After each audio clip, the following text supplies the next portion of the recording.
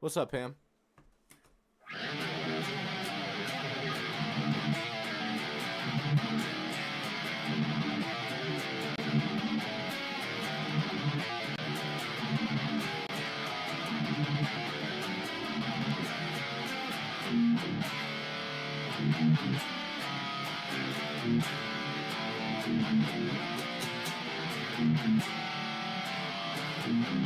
Mega, what's good?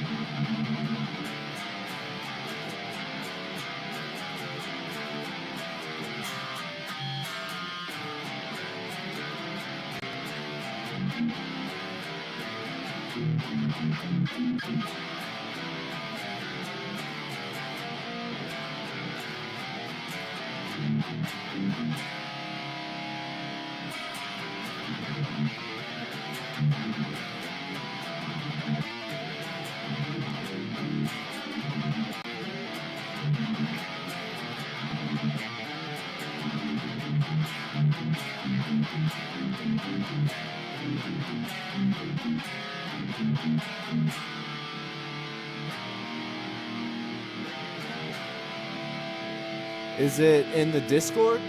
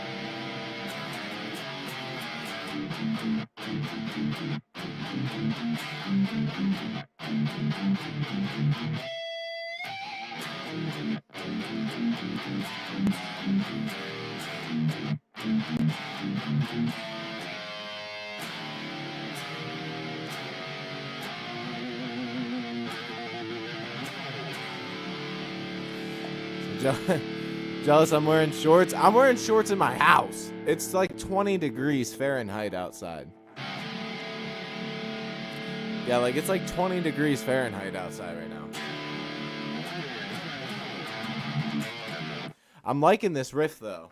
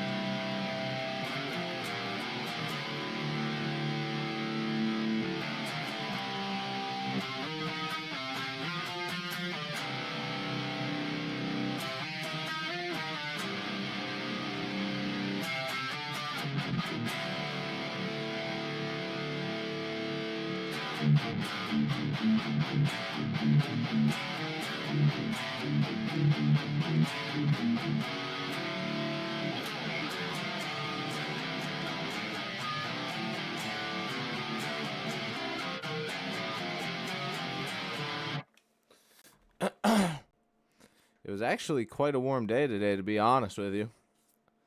This morning I think it was like 18 or something. No, actually right now it's the same temperature where I'm at right now that it is for you, Pam.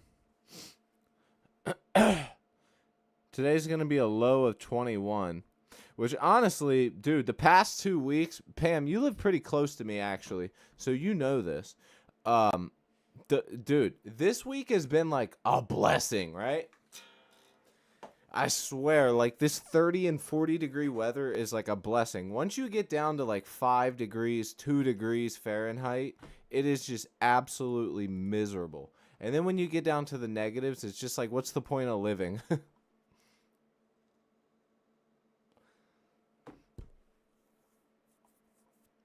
You know, ugh. Like there is such a big difference between like 20 to 40. Like 40, you're like, okay. Like, okay, I'll live, and then 20, you're just like, kill me. Just go ahead. Just end my life, please.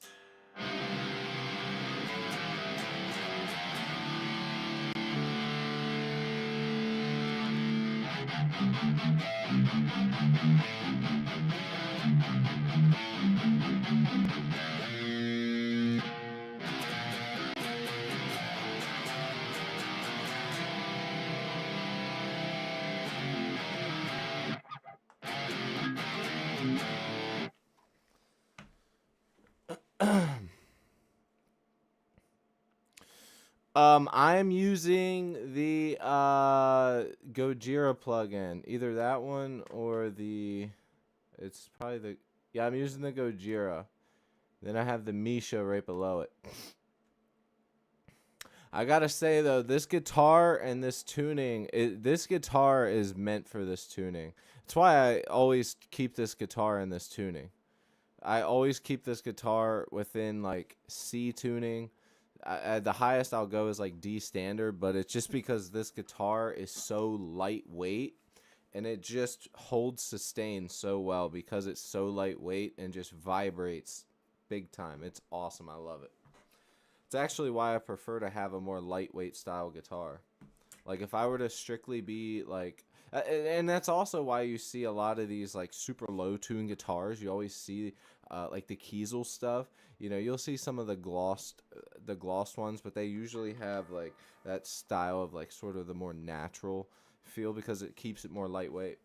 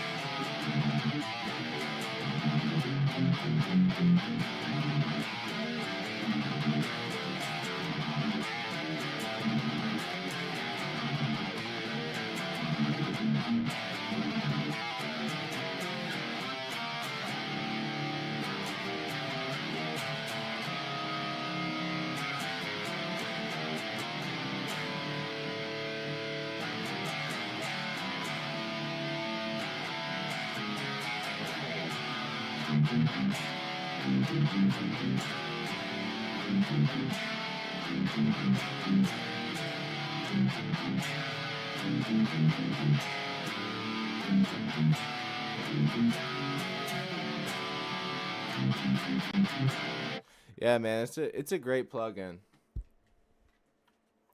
If I put it on mono, I do also have it doubled, so it's like there's two guitars playing left and right. One guitar left, one guitar right. What's going on, guys? Appreciate it, man. Do you have any original comps? Like comps usually means compilations, correct? This is a song that I've been working on the past few streams. I can show you this song if you guys are interested in hearing something original. So this stream, because this, okay, let me just disclaimer real quick for you new guys here. So basically what I do is I write songs live with you guys on the spot. Today is one of those days we finished a song, so now I'm riffing out, just jamming. And right here we have a song that I have been working on the past 3 streams. We pretty much have everything except for the vocals to it. There needs to be a little bit of guitar, lead guitar here in the beginning. I'll show you guys that here in a minute. Actually, let's go ahead and go through this. Why don't we? So here's the song as much as we have of it now. I got to get some different drums than I have here in the beginning. It's kind of fucked up, but anyways, enough excuses to the side. So here is the song that we've been working on through the streams.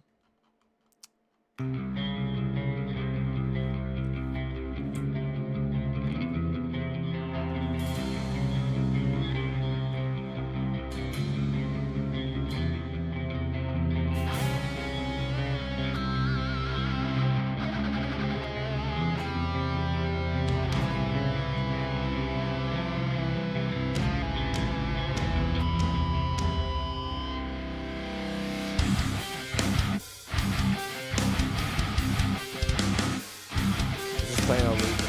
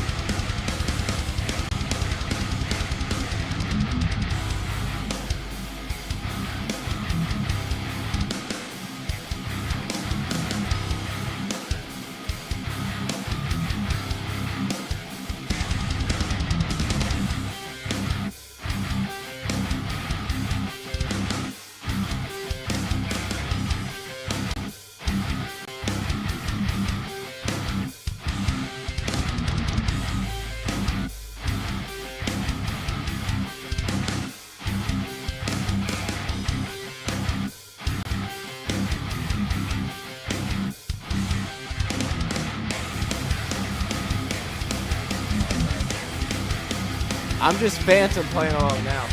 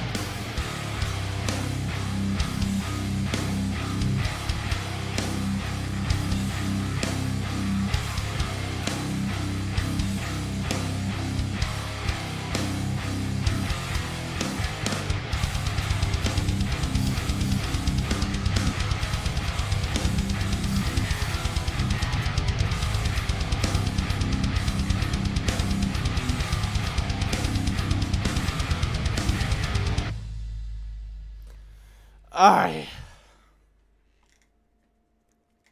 So that's the song that we've been working on.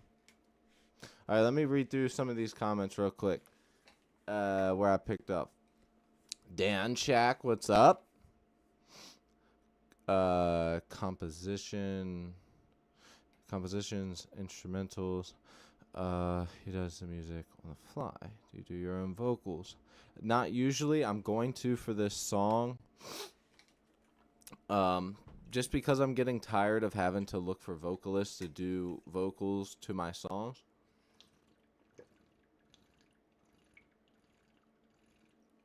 Yeah, so I have, right now, me and my buddy Hayden have, like what Pam's talking about, a band called Trash Surfer. And it's not metal. It's more like pop punk, Midwest emo, alt. I don't want to say alt rock. Alt rock is like butt rock. It's more like punk rock adjacent alt. I don't know. It's just good shit. Thank you, Pam. Logic Pro. No, I'm using Reaper.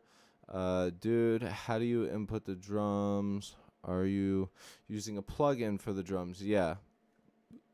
The drums are Easy Drummer, and I'm using grooves that I pulled out, but, made myself as I went to fit the guitars that I'm playing. Switch over to Reaper is much better. Yeah, Reaper, Logic's great too. Cubase, Reaper, those three are definitely great. The harmonics kind of remind me of Darkness Surrounding by Avenged Sevenfold. If the rest of the song was Malevolence mixed with Lamb of God. Dude, that's so funny. Somebody actually said, oh, wait, I think it was you, Dan, that said Malevolence. I was getting ready to say, somebody said that yesterday, but I'm pretty sure it was you. Kind of waffled. Still don't know what that means. The drum kits are kind of touchy. He wanted this heavy. Yes. Snapper, what's up? Yeah, no. This song's turned out great. Like I said, we've been working on this one. This one's definitely a keeper. I'm gonna do some vocals to this one. Still gotta get in touch with Andrew to see if he wants to do something for that one part. So there's gonna be 2 parts in the song with leads, which you guys didn't get to hear. But yeah, man, I absolutely love the adding these guitars in with here. So the part before it.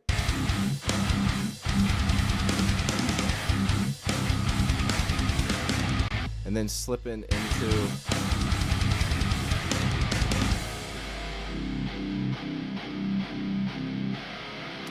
I still gotta smooth this part in a little bit.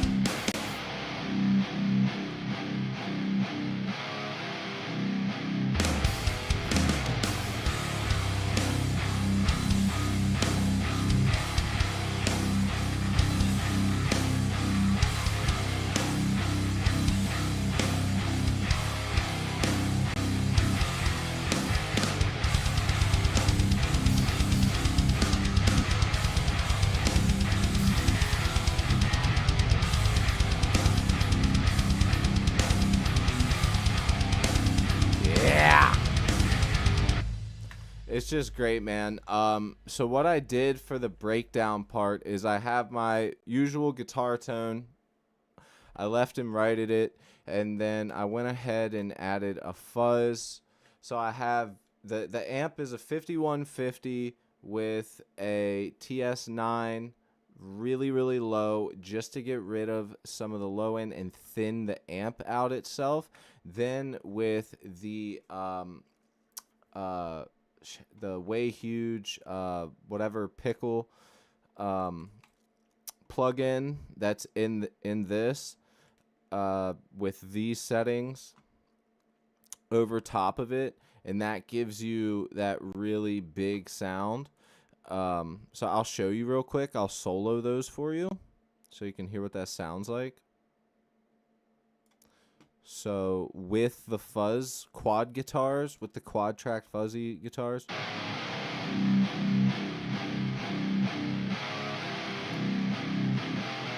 without,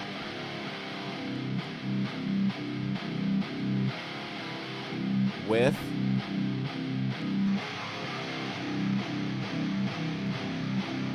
and then all together.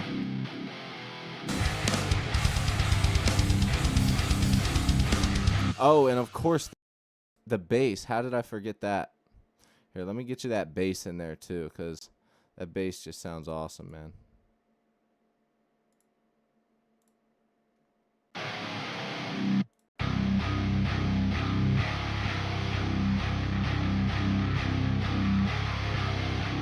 I mean, dude, it is just like a retardedly heavy fucking sound. Like with the bass and the drum, just everything mixed together, it just is stupidly um heavy sounding. I could probably get it heavier if I were to basically take an octave pedal and blend that fuzz tone and then do it a full octave down with it. So you would have the regular one and then transpose a full octave down and blend those together so that it basically has the sound of like an even lower tune guitar, almost like a bass at that point, and mix it just enough.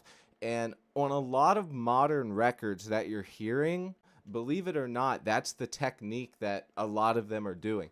So on a lot of modern records, you might hear like if a band's playing in drop C or in drop A or drop B or B standard or whatever, and you're like, man, that just sounds way heavier. You know what I mean? It sounds way lower.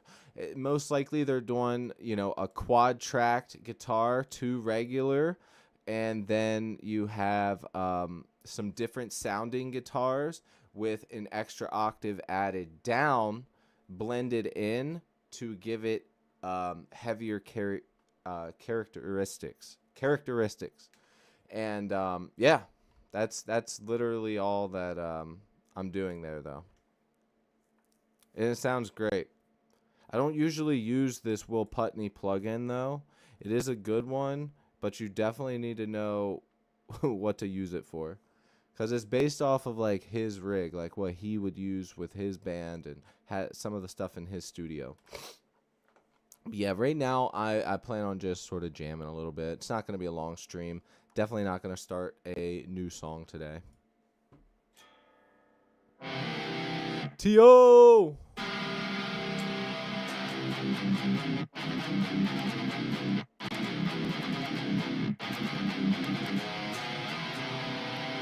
Um, Shark says, I tried to do the same kind of blending guitar tone thing with recording my amp plus mic speaker cabs and directly into plugins. Hold on. You try and do your amp plus mic speaker. So you're saying together. Okay, yeah. And directly into plugins. Well, you see, the problem is if you're recording, so if you're, I don't know if what you mean by that is like you're splitting it in a way that you're saying the same thing you mic up is the same thing you have running in and recording at the same time with the plugin. But doing that, you can get a cool effect. But at least in my opinion, I feel like the heaviest that and the most separated and the widest you're going to get that sound is going to be from making sure that you record it separate. Because if I were to, now let's just say I were to record one track and then split it left and split it right. Do you guys know the answer to what's going to happen? This is common knowledge if you record. First stuff you learn with recording guitar, because everybody wants to do it the easy way. They want to record one track. Oh, that was perfect. Let me do left and right. Well, what's going to happen is you have the same frequencies that are hitting at the same exact time. So when you go to try and do that, you're going to have phase problems. And you can flip the phase, move it a little bit, and technically pull it off, but it's not going to sound nearly the same. So the best thing to do is just quad track each individual one separately. For a live setup, that would be sick. As far as like recording and stuff, I don't know how well it would how massive it would sound, because I feel like you'd have a lot of phase issues, because you're playing the same thing at the same time. It's not even really about, anything else other than that. It's just you're really going to have phase issues. Because, like, if you look at these guitars here, you see these little squiggly lines, how they're all separate and different? That imperfection there is actually what's giving the song its characteristics. It's actually what's giving the song, well, it's also what's making it not have phase align issues, but it's also what's making it sound massive. Like I said, if I record one guitar track, duplicate that one, turn it into two, split it left, split it right, you're not going to hear anything left and right. You're going to hear it mono, because there is no differential. It's hard to explain, but you got to think. When you're hearing something in the middle, it's still coming from both speakers. You understand what I'm saying? So that's the big difference. And with that in mind is honestly why I don't like to quad track a lot, because depending on the song, that's a lot of shit to get right. You know what I mean? So that's a lot of shit to get right. And I don't like having a lot of shit to get right. Especially if I'm playing thrashy stuff. Hell no. That's why this song being just like more of a heavy song, I'm like, this is the way.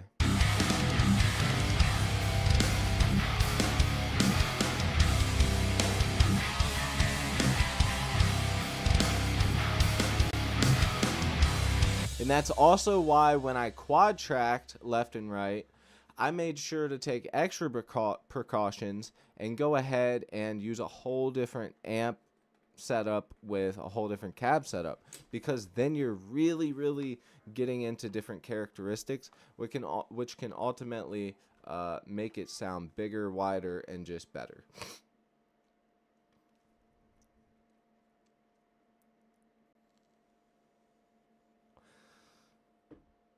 Yeah, exactly. It goes to the center. It will split. I definitely exactly. That's what I'm saying. It's just the best way to go.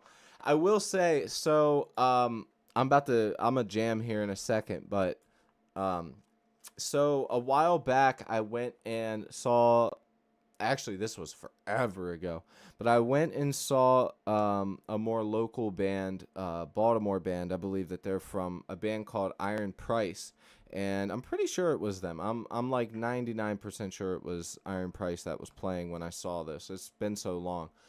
But they had one guitarist, and I was like, there's two amps and two cabs on each side. And what he did is he had them split to the side. And you can get away with that, especially because you have two separate amps, two fully separate cabs.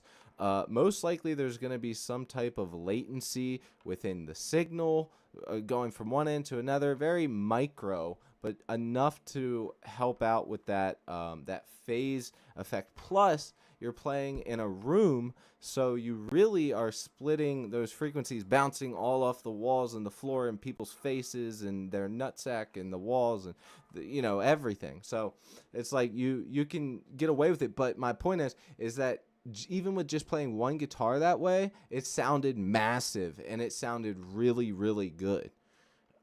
So it is possible, especially for live performances. I mean, you can get away with having one guitarist. It's just a fucking pain in the ass. I personally would not want to do it. That'd be two cabs every show, two amps every show. Making sure that your pedal board has a splitter so that you can run into two amps. I mean, and then if you really want to get technical, let's say you want one amp that plays an effect and one that doesn't. You'd have to split the reverb for that one and have none on that, like a dry signal on that one. Hell no. That's nothing I want to deal with. But yeah. I love blending an extremely scooped Mesa Dual Rec and a PV or orange head to 12 o'clock gives really heavy crunch without getting rid of that natural texture. They usually would on their own. Yeah, well, the 5150 is sort of naturally scooped. It kind of has that naturally scooped kind of sound to it, especially when you scoop it. The Mesa is really fuzzy, really round in the low end, and that's what really gives it its characteristics for sure. But that's also the reason why when you boost that amp the right way, it sounds like one of the thickest, like one of the best. Like one of my favorite amps to to jam on in general and just boost the shit out of it and get that really chunky tone is my Mesa triple rectifier back there, because that thing sounds insane when you dial it in right. Now, if you're looking for like those dad rock, alt rock, sort of thick chunky tones, you can go with without a boost on that thing, and it would sound pretty good.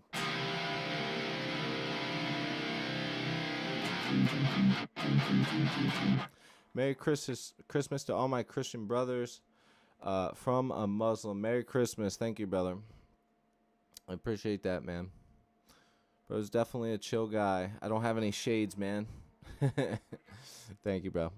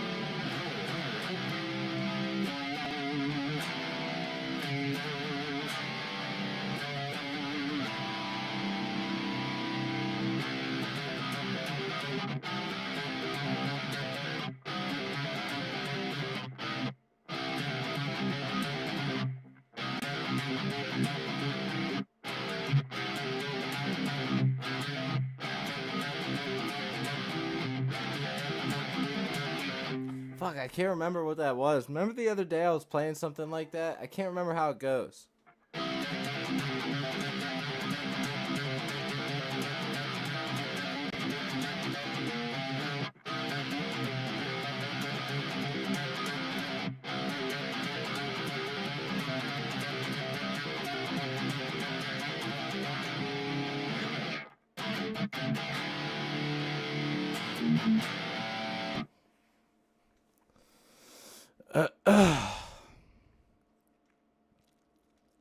Thank you, brother. 2000 medical like trivium. Maybe Lamb of God if you class it as metalcore. Yeah, pretty much. I mean, honestly, I wouldn't really know what else. They're sort of like in their own category of sound though, for sure. Lamb of God's definitely up there with I would say top, probably top, I don't even know. Like definitely top bands, especially when I'm listening for like riffs and stuff, man. Lamb of God is so good. I think there's been a few bands that I've done, Obituary, bands like that, but I think more than other bands, I've done songs where I'm like, I want to write a song like Lamb of God. And I think now on the channel so far, I've done 3 where I wanted to do a Lamb of God style song. And that was the goal, and I set out to do it. I fucking love doing Lamb of God style songs. I feel like I understand the riffs, and I kind of trade the riff and make it into my own thing. I love it.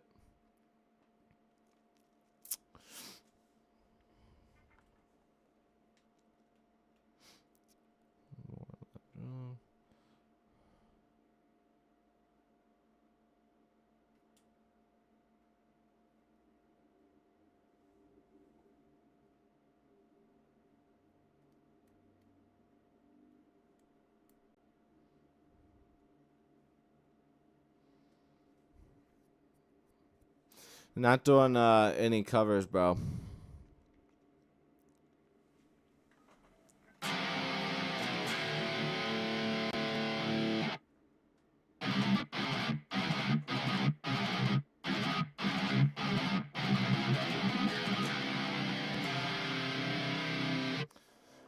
Let's actually hear what that riff that I've been playing for the whole stream basically.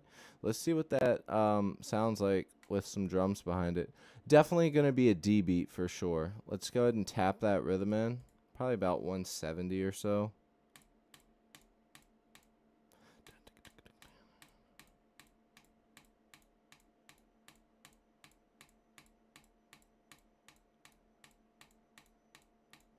So usually it's like 5 BPM behind. So I was close. I said 170. It's going to be about 165.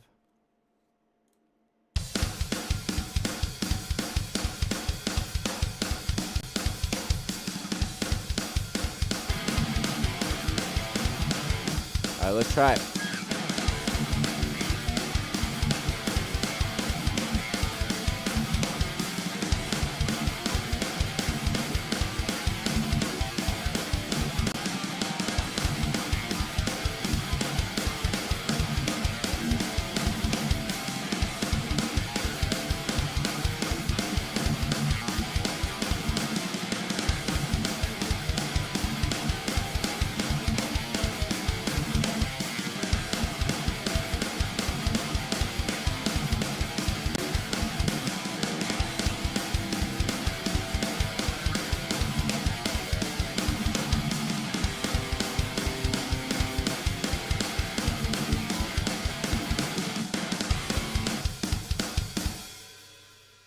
Sounds sick. Dude, every time I do this, I end up writing a song. I don't need to write a song right now. Love how Lamb of God rotates around the Hungarian minor and the harmonic minor scales. You can make some disgusting riffs with those. I'll be honest with you. I don't remember the names of scales.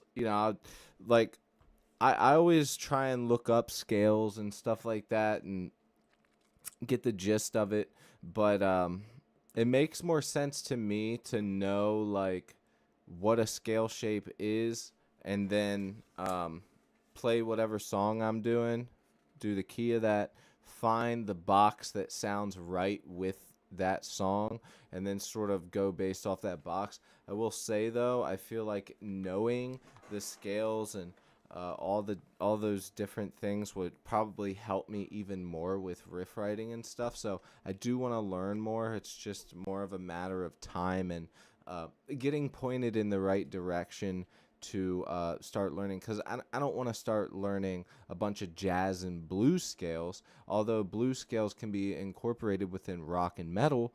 I just don't feel like for a lot of the stuff that I play now that it would really help out much at all, if that makes any sense. But definitely something that I need to start looking more into. If you guys have any suggestions, where to go to find some cool stuff to learn like that, that would be sick.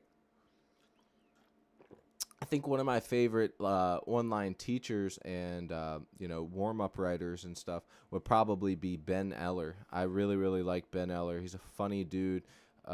He's got a lot of support with the people that support him. I mean, shit. I still pay $1 a month to his Patreon. And I barely even see it. I just appreciate what he does so much that I'm willing to do that for him, because I think he's one of I think he personally, I feel like he's one of the best guitar YouTubers out there. He's not just an amp reviewer. He's not just this or that. Like, the dude knows his shit. The dude knows a banging riff. I fucking love Ben Eller, man. He's one of the best. Question for drums, since I know you're a good drummer also. Would it be better to get a drum set from a pawn shop and then replace the drum heads and get new hardware, or buying a new drum set be best? You can always make a drum set sound good, but there is a lot of things that you can do with a cheap kit. It's just a matter of, do you really want to spend the time and effort doing it, or do you want more of a hassle-free experience? Because, and it also depends on what you want the drum set to sound like. There's a lot of things that you can do. Shit, what's his name? I actually saw this on his channel, and I can't remember what it's called. But basically, this is the type of... So replacing drum heads is great. Let me find this real quick.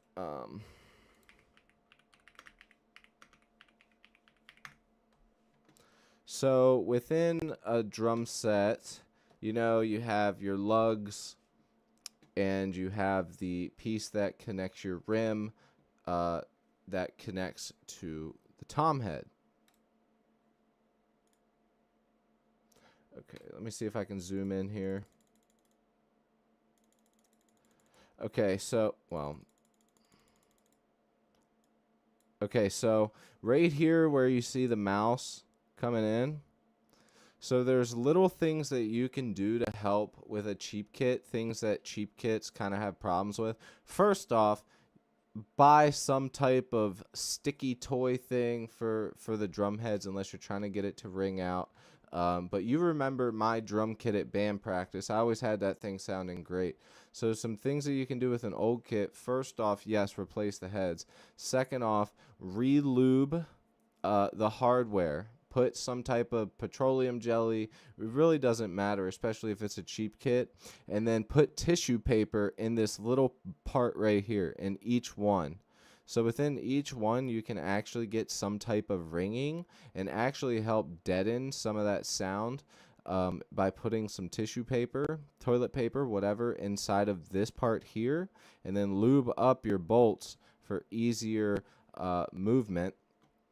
And learning how to tune the kit to sound the way you want it to sound is probably the hardest part. And I feel like that's where most people fuck it up. But if you're gonna buy a new kit, I think it'll be a lot more hassle free. But it depends. Are you gonna buy a new kit that is actually a good kit, or are you gonna buy a new kit that is the same as what you would buy used. It's just the one you're buying is used. Because most likely the heads you're going to get on a new kit anyways, if you buy cheap, are going to be shitty cheap heads. So you'd almost want to try again. I feel like if you're going to really spend money on anything for recording drums, I would say spend it on the microphones first and foremost, and then on your cymbals. The cymbals and that, because like my favorite drum kit within Easy Drummer is the Metal Machine Big Room. Why? Because it has that room sound that I really like. The more dead a drum kit sounds, the more boring it is for me. Now, there's certain parts that you can do in post, like make the kicks a little, or I'm sorry, the toms and your snare have more of that reverb sound, have the cymbals, with the room mics, keep your kicks nice and tight, whatever. But, I really like this kit specifically because of that, because it has that room sound.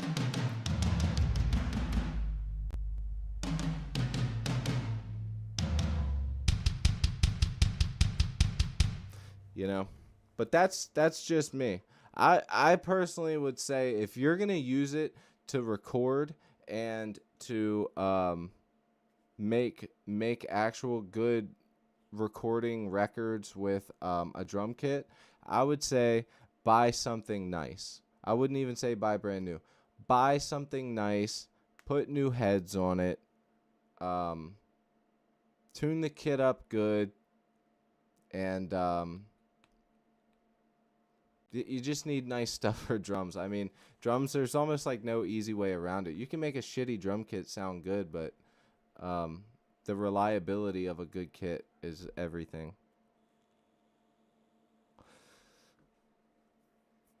And I've gone through 3 drum kits now.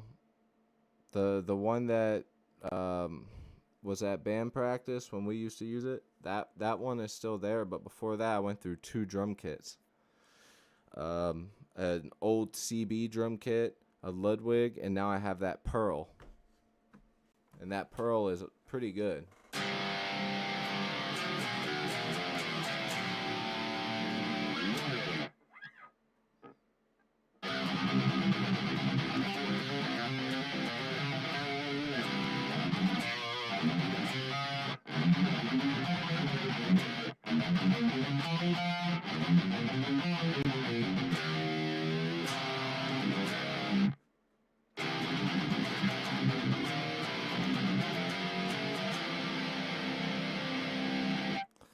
I'm gonna learn how to do myself, especially learn the actual play the drums itself.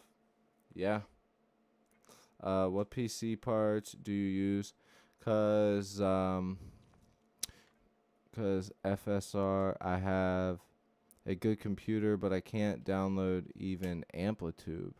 I know you're not the guy, but no, I am the guy. I built this PC that I have right here. When I'm not on here doing stuff, if I'm watching videos, it's most likely either going to be computer stuff, just straight up nerd shit, or political stuff, and that's pretty much it. Outside of music, those are like the 3 big things that I'm about. I mean, other than those are my interests. But aside from my family and stuff like that, which is definitely a big thing for me. So yeah, I mean, if you have a good computer, I can't imagine why you wouldn't be able to download Amplitude. If it's a good computer, I don't know. I mean, you'd have to send me a picture of what you have, what's in it, what errors you might be coming across, and I could help you there. But just trying to diagnose it based off of you can't download a plugin, that's too vague. So hit me up in the Discord, and I can let you know. Amplitude should be fairly CPU friendly.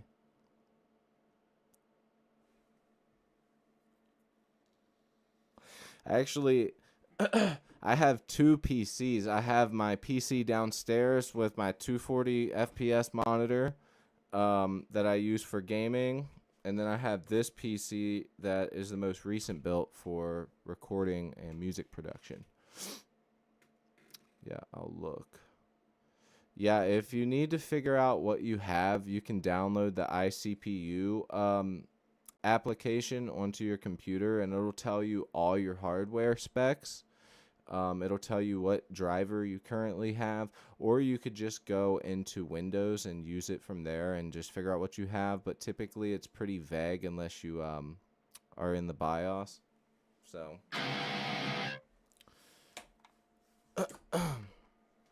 but if you're saying like when you say you have a good computer, how much what memory are you using? What GPU are you using? What CPU are you using? How much or I should say, what speed memory? Because that's where I feel like most people fuck up. Not with their RAM memory, with their actual storage. You know, most people are buying like a 500 gigabyte shitty SSD and running their whole computer off of that.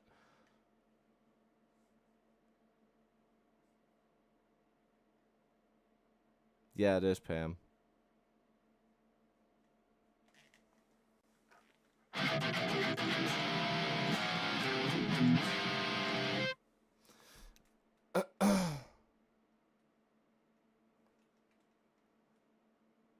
From that in my storage space. I told you. I fucking told you. That seems to be everybody's issue. Everybody wants to ignore the storage space, but when you're dealing with a computer, man, you have got to spend the money on the storage. You have got to spend the money on the fucking storage. It's as simple as that. You cannot cheap out on your storage. Get the best M.2 drive you can, and then have a backup thumb drive that you can take with you, and then also have a hard drive in the computer. I currently need the hard drive, but I have a good M.2 SSD, and I have a good thumb drive that I throw stuff on when I got to go out of town and I have to use my laptop here. Yeah, exactly. Hard drives are really cheap to come by. The only thing is you can't. Most I feel like most people know this nowadays, but never try and run your computer off of a hard drive. Like we're so far past that these days. Buy an M.2 like a real man. Don't be a cheap ass. Spend the extra $30 or $40 for half the space at 4 times the speed, and you will have much, much better results when loading anything, when doing anything on your computer.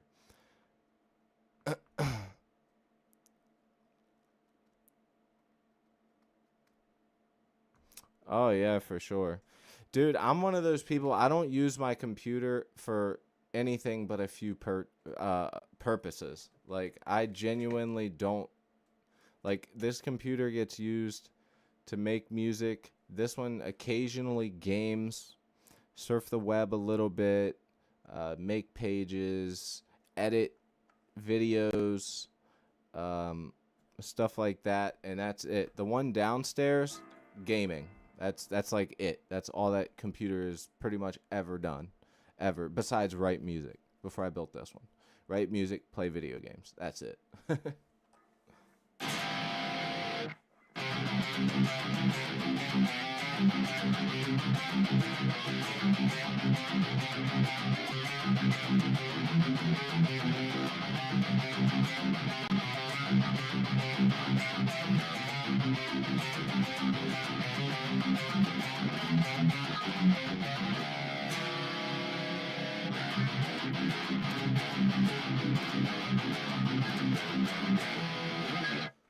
Everything's manual. Well, how much space are you talking? Because to some people, a lot of space can be 1 or 2 terabytes. Into another person like myself, now, granted, on a SSD, if we're talking 2 to 4 terabytes, yes. Now that that is a decent amount of storage. Um, Now, if we're talking, 2 terabytes on a hard drive, that's not really that much storage. But I, I I'm at the point now with having so much music and stuff. when I get my tax return this year, there's like 4 to 5 things that I plan on doing no matter what. Finishing paying off my car so that way the Jews stop getting all my fucking money at the bank. Fuck those motherfuckers.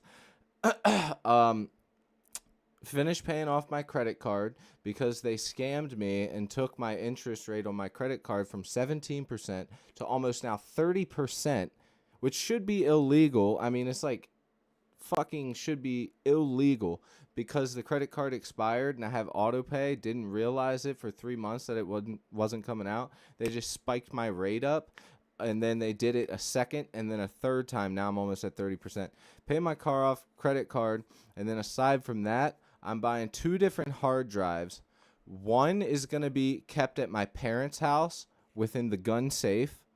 The other one is going to be in this computer.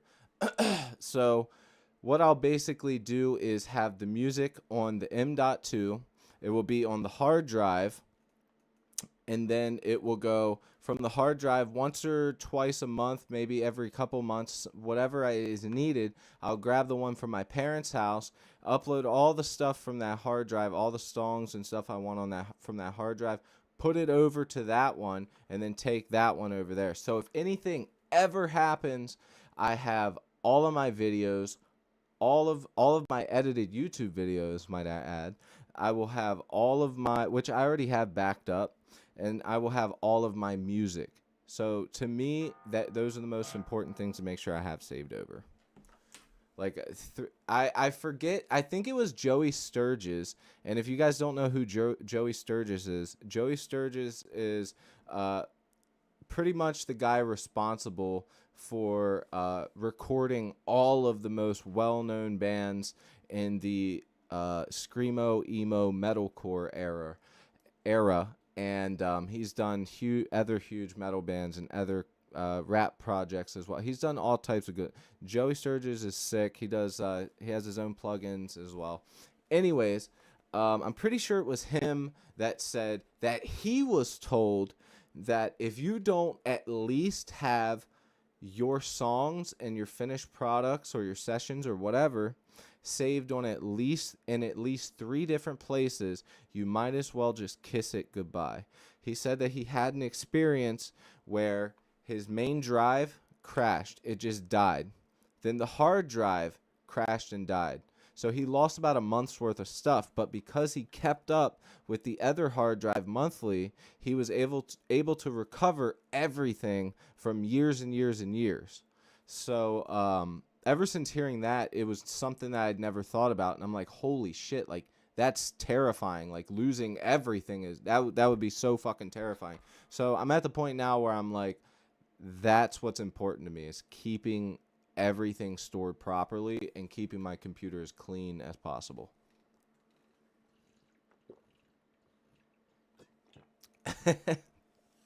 Your C isn't even a terabyte.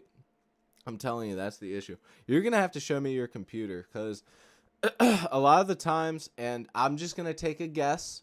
I'm going to say, computers to a point where it's like, you know what a graphics card is, you know what it does, you know what the CPU is, you know what it's supposed to do, you know what your RAM is, you know all the basic shit, you know all the surface level shit.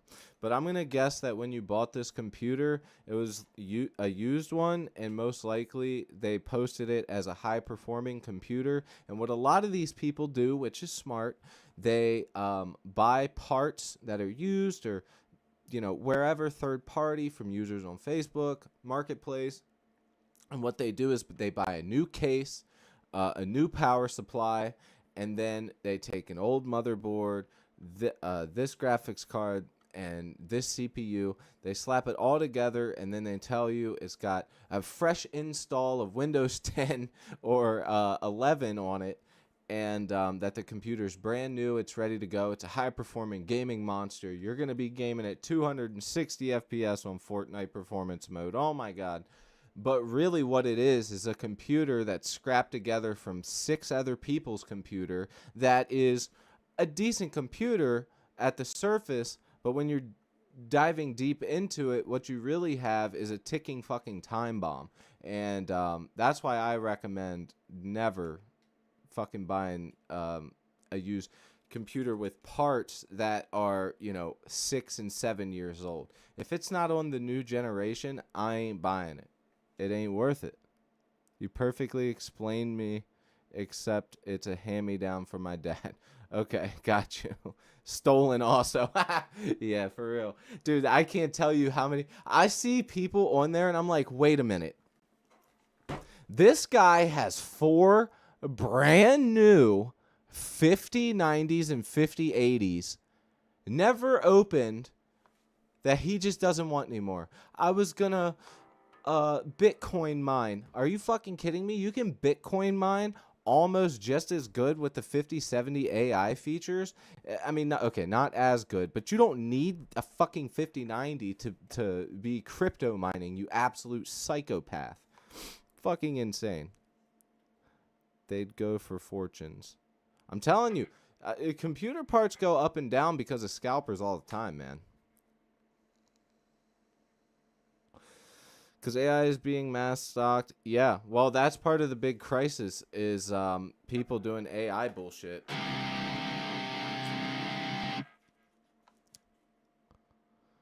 But yeah, Adam's right. So the stolen shit's the craziest. Because then you genuinely have no ticket out. The next worst part about buying a used computer is you genuinely don't know if that person's being honest. Their CPU could be one move away. You put it in your car, that thing shifts, the motherboard falls, or your heatsink falls, and then all of a sudden your pins and your GPU or your CPU fucking bend, and you have no way to fix it. Now you have to dish out another $220 to buy a new CPU, depending on what CPU it is, just average. It fucking sucks. It's genuinely retarded. You literally just need a USB stick drive with a Windows 11 installer to wipe everything out and update the operating system. That's true. I'll tell you what my stepdad did. So he's actually the computer whiz. He's the reason that I even know anything about. Shout out him. So you can go to, I believe it's Penguin or whatever it's called. Let me look that up real quick. I forget what the fuck that website's called. Is it King Penguin? It's Penguin something. I'll look up Windows 11 key buy. Something Penguin. Kingwin. It's not King Penguin, it's Kingwin. So what we originally did was we went to Kingwin, and you can go to Kingwin and buy all types of shit, like games, passes, Windows keys. I'm pretty sure it was Kingwin. And then he ended up buying me one, and it was like $10 or something. So I got Windows 11 for $10, and then he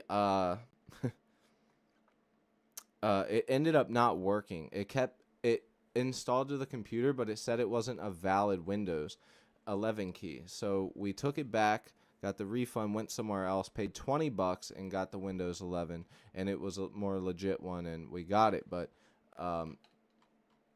yeah, there's all types of stuff you can do with that. Penguins. Oh, I got what I needed for free.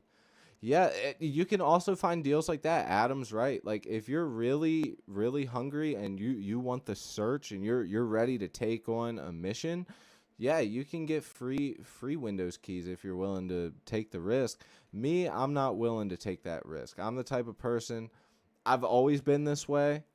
I'm not the type of person that just like does this. I save my money and then buy nice things. But I'm also the type of person that I'm willing to look into something to know if I should even spend the money on the more expensive item. So there's that, which is the whole that logic is like computer hunting in a bag. Like that's legitimately computer hunting in a nutshell. A marketplace deal. 4070 Ti, i9. Boo, we don't like Intel around these parts. i9, 4 terabyte SSD, all for 1K. Wow. What, if you don't mind me asking, what motherboard did you get with it, Sal? I'm curious to know because usually with builds like that, you'll end up with, like a really nice $250, $300 fucking motherboard.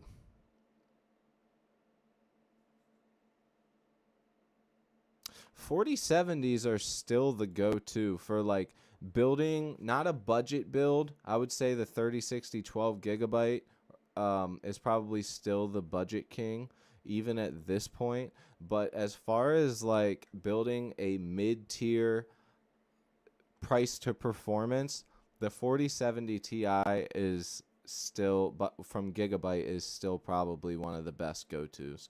Still, I mean, for the past couple years, honestly. As far as that Intel goes, though, nah. That's the only thing. Not saying Intel's bad, but they've just had too many issues. No, they don't. They're not being. They can't keep up. AMD went like this with Intel, and then AMD was down here, Intel was up here, and then AMD went neck to neck, and now they're just above them, and they're staying above them. Especially because of price to performance. You're paying less for the same, if not better. Plus, you're not having issues that are burning your motherboard out or crashing your computer with a $400 CPU. Fuck that. Fuck that.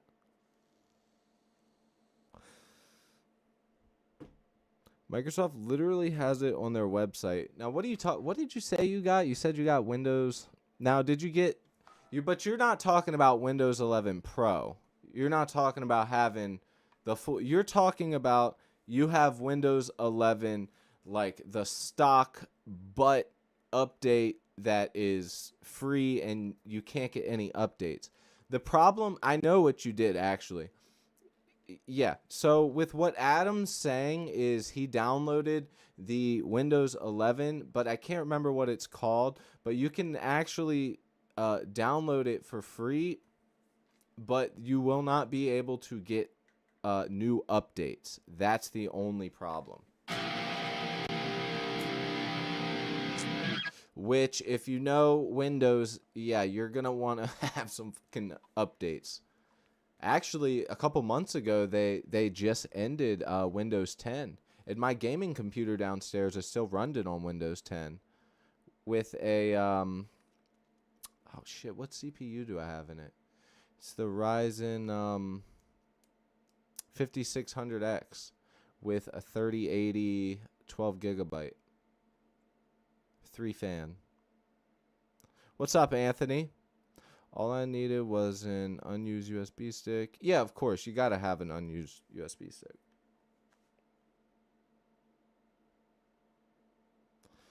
To download the Windows 11 media creation tool. Yeah, but isn't it media creation?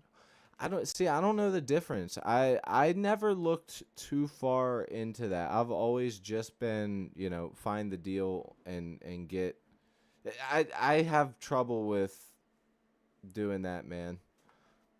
I still say, even though laptops are getting really good, I mean they have been for a while, but you especially when you try gaming on them, they just have like heating issues.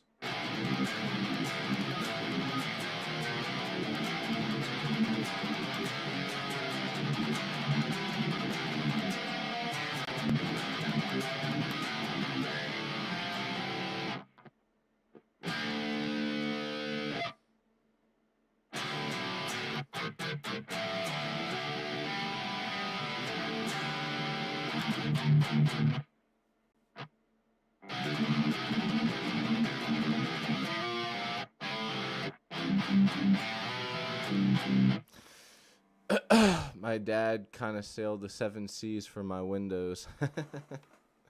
Yeah. Windows 10. If you want to go through the painstakingness of it, I would recommend getting 11 because, like I said, dude, you can get a key for next to nothing. There's just no promise that like what happened to me. So the way that it was explained to me from my stepdad is that the way that a lot of these keys get put on these websites is, for example, let's say a college campus has somebody there that is setting up all the computers and they need all of these Windows 11 keys. And then let's say they have 10 extra when they're done with it. They post these activation keys on the websites that you can buy for next to nothing. But the thing is that sometimes people buy them and then activate them, and then you've already bought it, and you'll never be able to get a hold of that person, so you get ripped off. So it's not always the best idea to do it the unprofessional way, but when we're talking about saving hundreds of dollars, then yeah, it can be worth it for sure. Because what we had to do was we downloaded Windows. It put Windows on the computer, but it said that Windows technically wasn't in. I forget exactly what the error code was. I think I took a picture of it on my phone. So we ended up uninstalling that, refreshing it, reinstalling the computer with a new key, and then it worked fine. It was great. It worked fine. If I download Windows 11, will all my data from Windows 10, like my games and my save files, will they stay on my PC? Yeah, of course. You gotta remember, all of your stuff is saved to your SSD. Your SSD is not going to be erased just because you updated. And the thing is if you purchased, if your computer is able to and is spec'd out to be fit, like Windows says, to upgrade to Windows 11, then you can actually do it, and sometimes for free. Windows will give it to you for free. So you can also look on your computer and see if you're able to just get the Windows 11 update.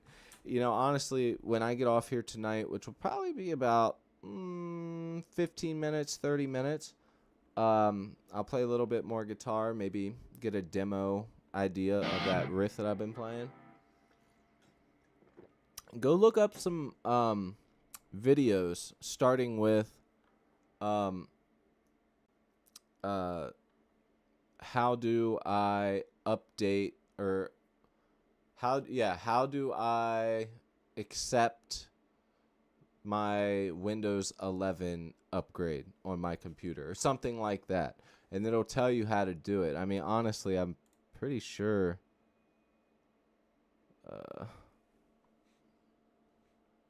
fuck, what would you type in? I can't even remember. I don't know how to navigate. Yeah, there's check for updates, firewall security, update settings.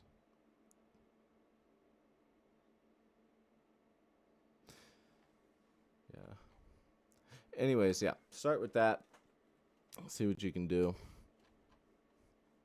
Guys, I gotta tell you, I'm super excited about the way that this song turned out. Like, holy shit. It turned out so good.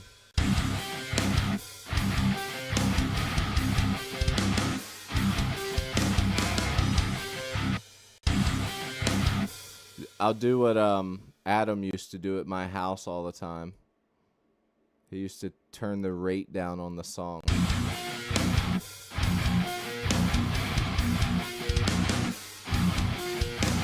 Or do this.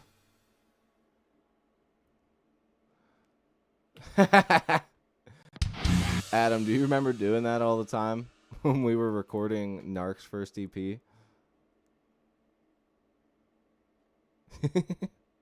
Damn straight. Dude, that's Adam's shit right there, bro.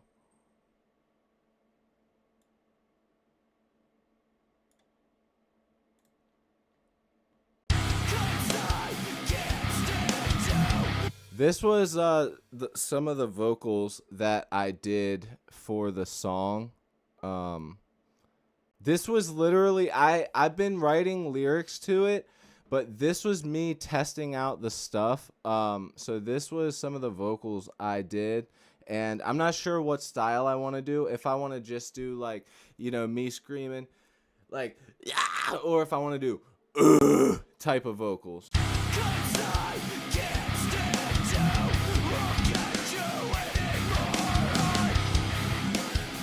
Because I genuinely don't know.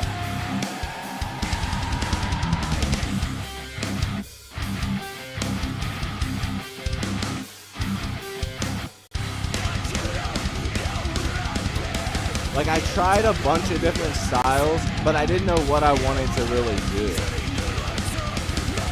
Like, I tried a bunch of different shit.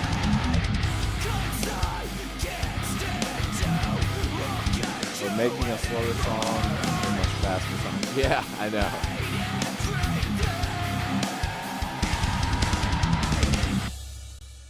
I personally think a medium register fry would work for this song. That's what I'm saying. And I'm not a vocalist. I will put that straight up out there. I am not a vocalist. I've always wanted to be. I've never practiced. I've never tried to learn how to scream for days on end, maybe 5 minutes every once in a while, but never have I ever tried. I think over the years I have figured out like what I'm supposed to do, but I have a really loud projecting voice, and even when I feel like I'm doing what I'm supposed to be doing, it doesn't feel like I'm putting the oomph into it that I need to be doing.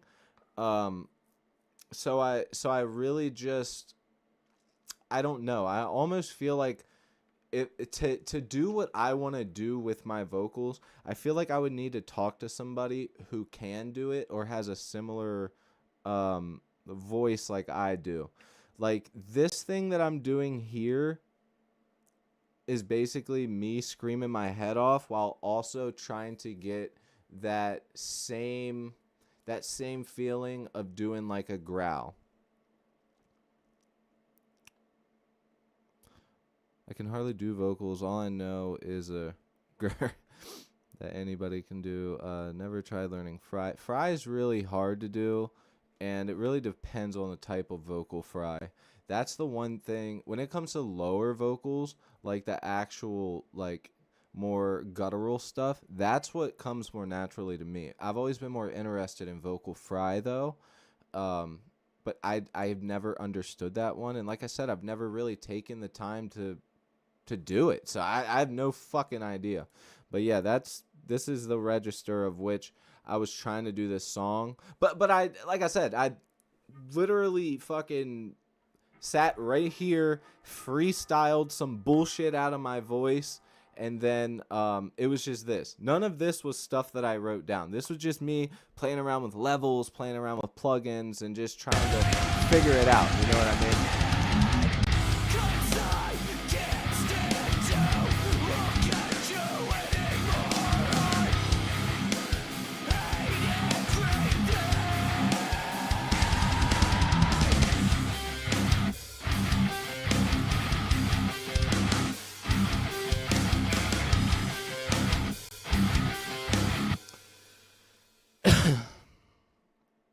Tunnel throat. What's a tunnel throat? Sounds like a moose and a bear combined. Hell yeah.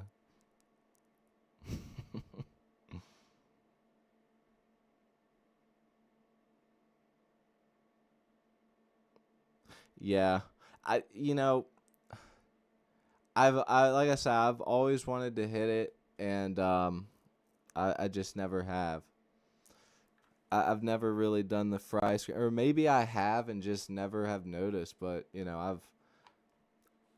I have been told before that the vocals that I have done in front of people, which is extremely rare, you will almost never catch me doing it.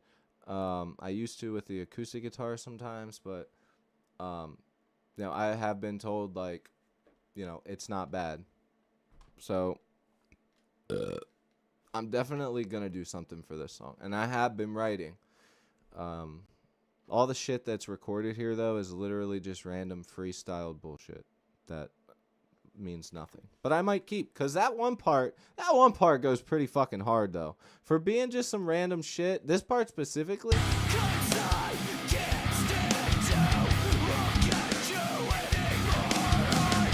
Like, come on, that's not bad for on the spot. That was pretty good.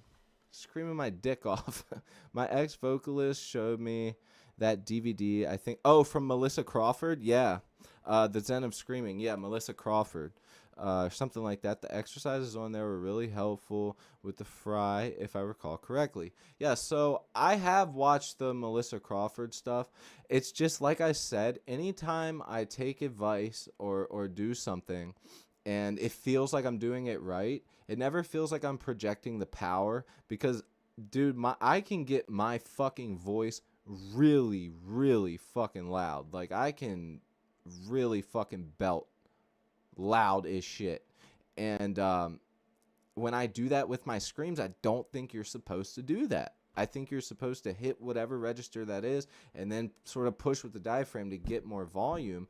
And rather than do that, I'm unable to, and I sort of end up using that throat to help push out, and the chest to push out more, and it ends up hurting me, and I just stop.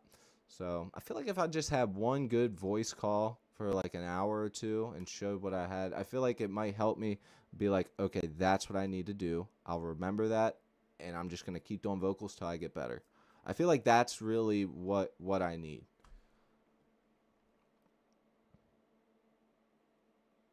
The second word on the think you showed hits hard. What's that? The second... Wait, what? I don't know what that means. Yeah, that's another thing. When I did this, I had no water up here. I was drinking fucking coffee. And I had just got done eating some cookies.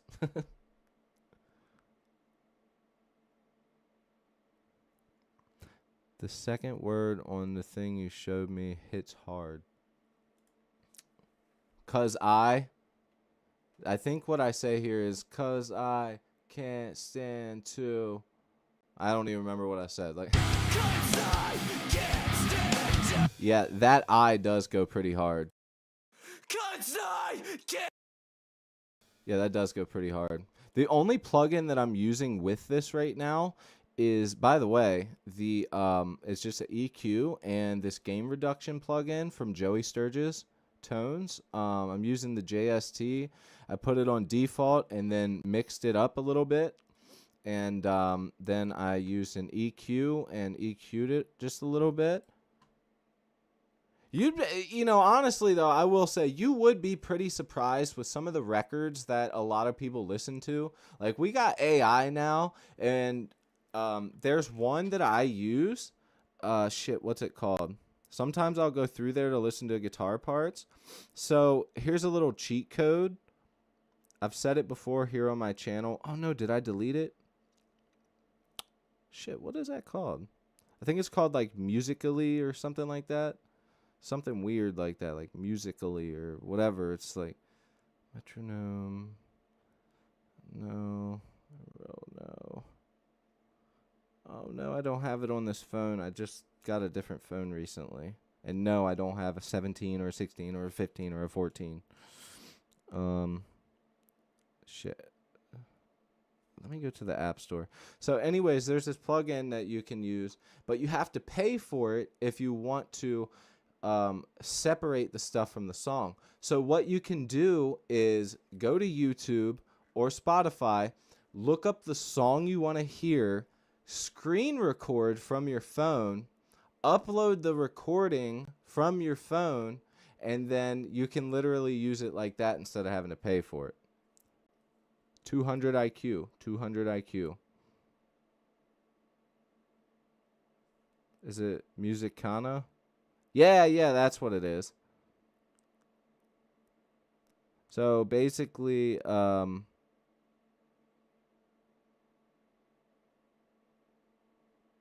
that's not it. I swear it's got to be Musically or something like that.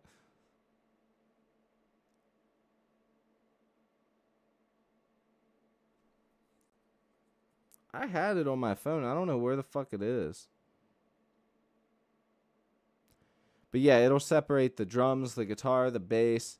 But anyways, my point is that a lot of the records that people listen to, they don't even realize, but without all of the different techniques and plugins and all the things that the compression, especially the EQ, all the shit that's going into a person's voice, even with all of that done, when you turn down that bass, when you turn down that guitar and that drums and you just listen to those vocals, it still almost makes you go, damn, that's not as good as what I've always thought that it was. And especially with these screams, you know, that's where I have to just go, okay, you can do this. Just don't hurt yourself.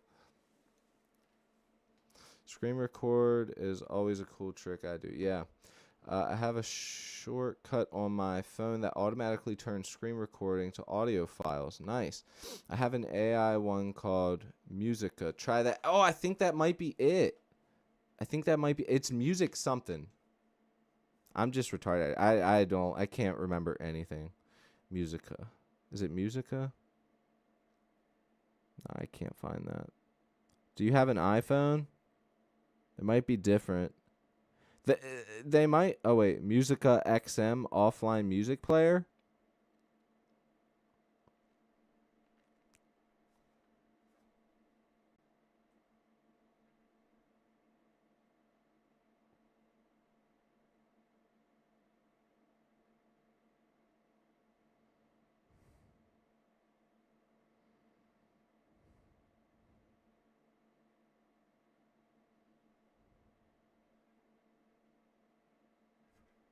Oh, that's what it is. It's Moises, and I do have it on my phone. Yes. Okay. So it's Moises, and I'll type it in the chat so you guys know what I'm talking about.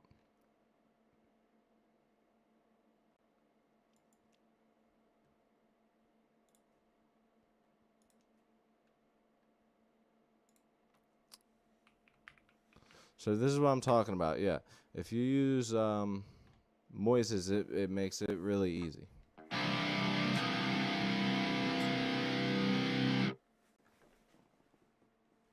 Just screen record and then put it in there.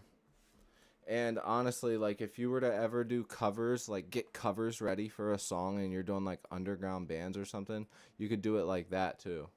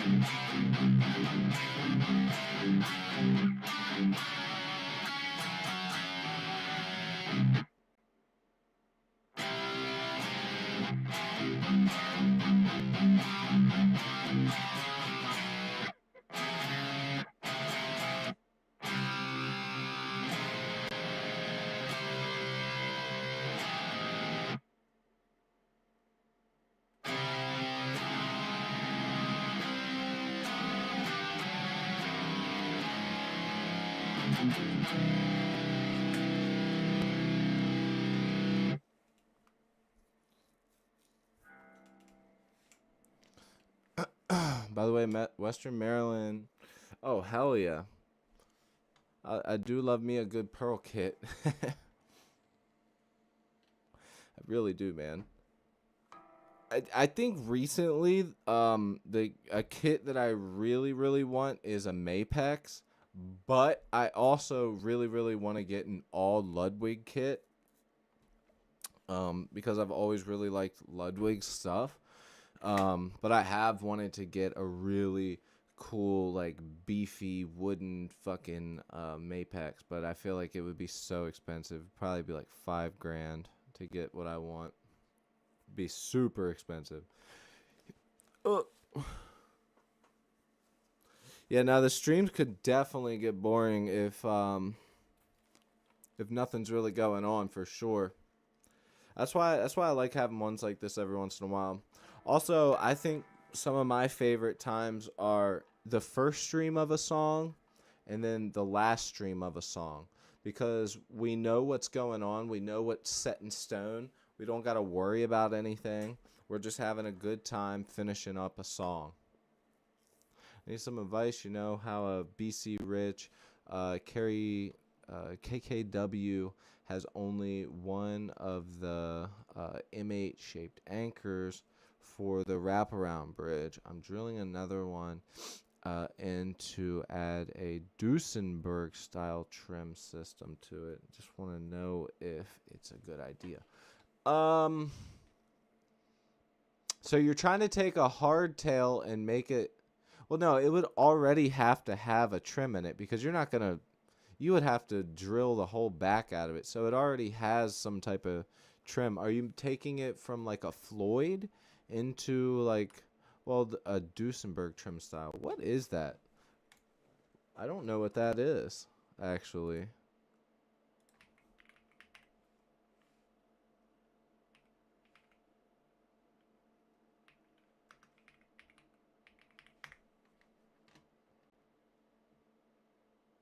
Oh, that's weird.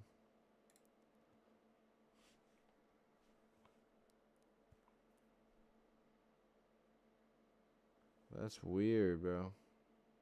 That's like something you would see on a Gretsch. A Gretsch. Gretsch. A Gretsch.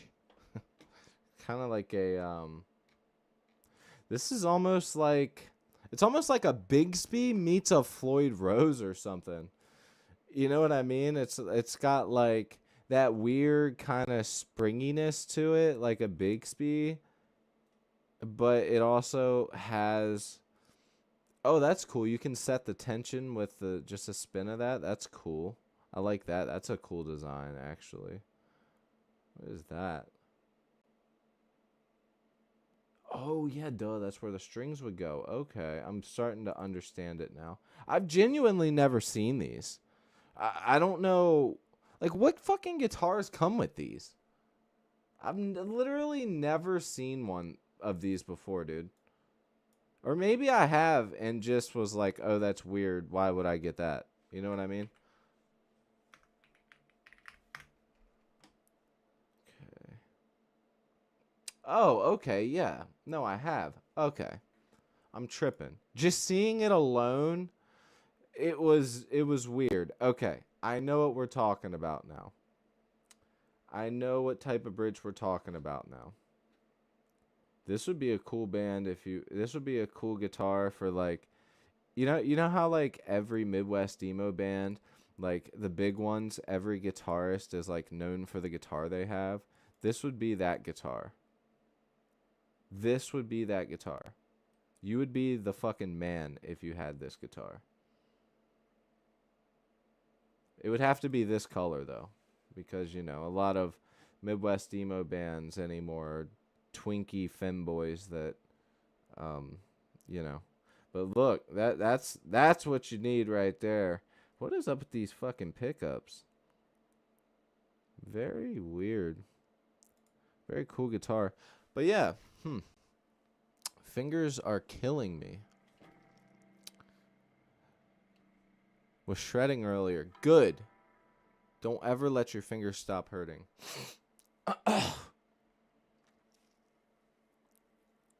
So wait. Hold on. Okay. Well, then let's do this. Let's go. Let's open up another tab. Go to Sweetwater. And we're going to look up that guitar that you were talking about. That BC Rich KKW. We're going to see what trims on there. Because if it's a hardtail, I don't... It has to have a tremolo. There's no way you're telling me you're trying to put a tremolo on a non-tremolo guitar. Well, wait, it could because it's on the guitar. Oh, hold on. I get what you're saying.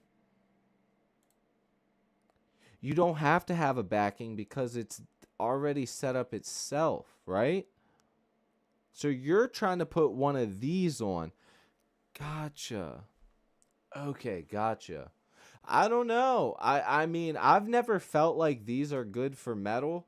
I have used this, not this exact one.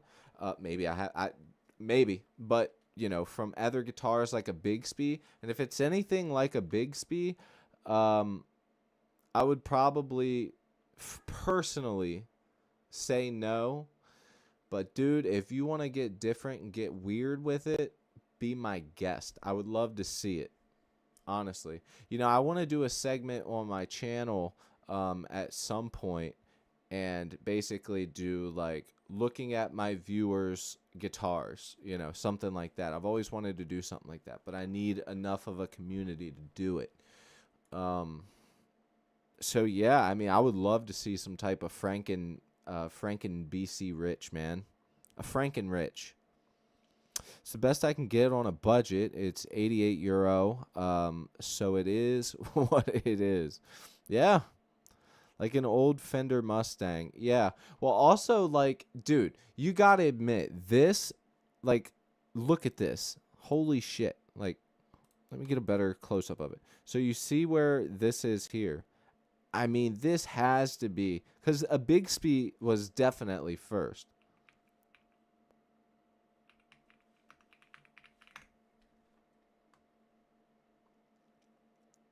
Like this literally looks identical. Oh my god.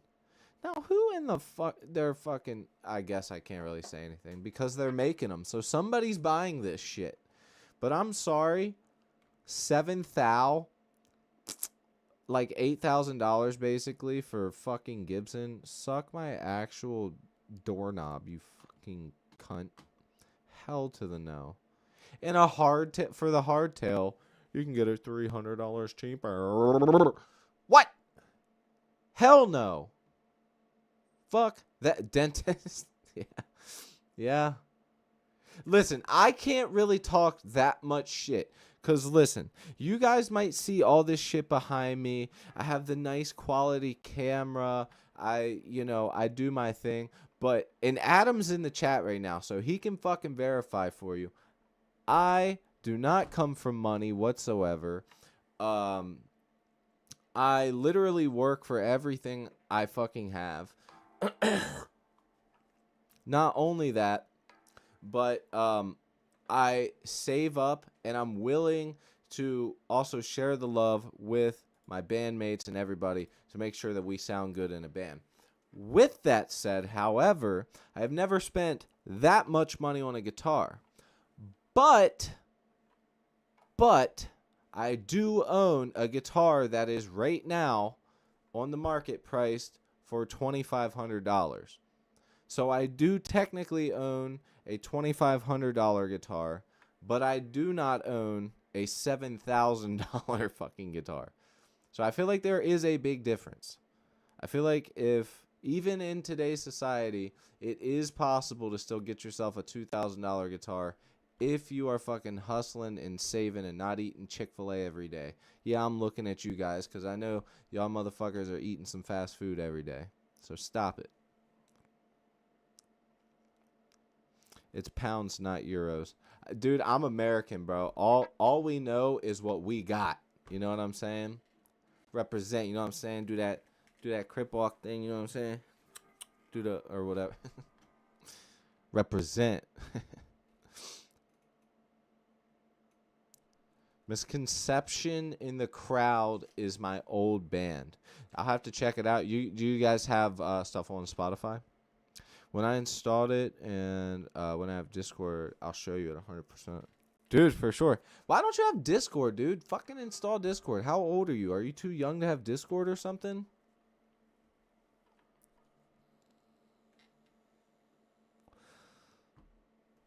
You're not hood. Yeah. Well, I did grow up in Section 8 housing. So I was around a lot of ghetto motherfuckers. And where I live is a cross section between DC, Baltimore, and people coming from New York, Philly. So there is a lot, which of course everybody knows. I'm pretty sure Chicago is now, but Baltimore was the murder rate capital of the United States for absolute years. So I mean, I definitely grew up around a lot of ghetto ass shit for sure. Low income areas. So I know all about it. Trust me. Yeah, I just don't see the point in this much money, man, for a guitar. I mean, I guess if you have the money, you know what I mean? Why be a hater? If you got the money, like, go for it, bro. My problem isn't about people spending their money where they want to spend their money. My problem is people, or I'm sorry, I should say, is people buying something just because it costs a lot of money. You know what I mean? Which is kind of the way I feel about Gibson. Because I'm going to be honest with you. I guarantee you that there are a lot of other companies out there that could build this exact guitar with just about the same, pretty much everything besides the builder who built it, spec by spec, and make it for like $3,000 to $4,000. It's just because this shit says Gibson, they double the price. That's probably the only reason they're even still a company. If it wasn't for the shocking price value, all the rich people that buy guitars probably wouldn't even want to buy them. They'd probably go PRS next. And this is the other guitar that I have. The second most expensive guitar I have is this guitar. It's a PRS CE24. Or I'm sorry, S. Wait, no, it's a CE. This is a SCCE. Where are the regular CEs? Here we go. That one's got the hole. That one's got the hole. So I have this guitar, but green. Let's see if they have the green one. Oh, they don't have the green one. But yeah, I have this guitar, but in green.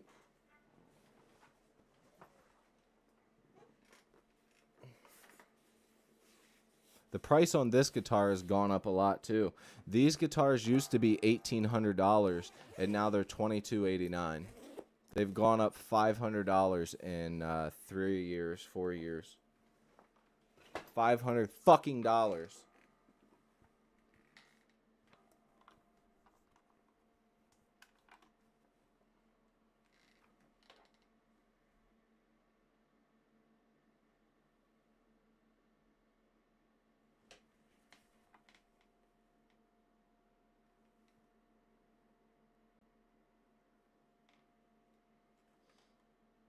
I don't know. I can't get to the back.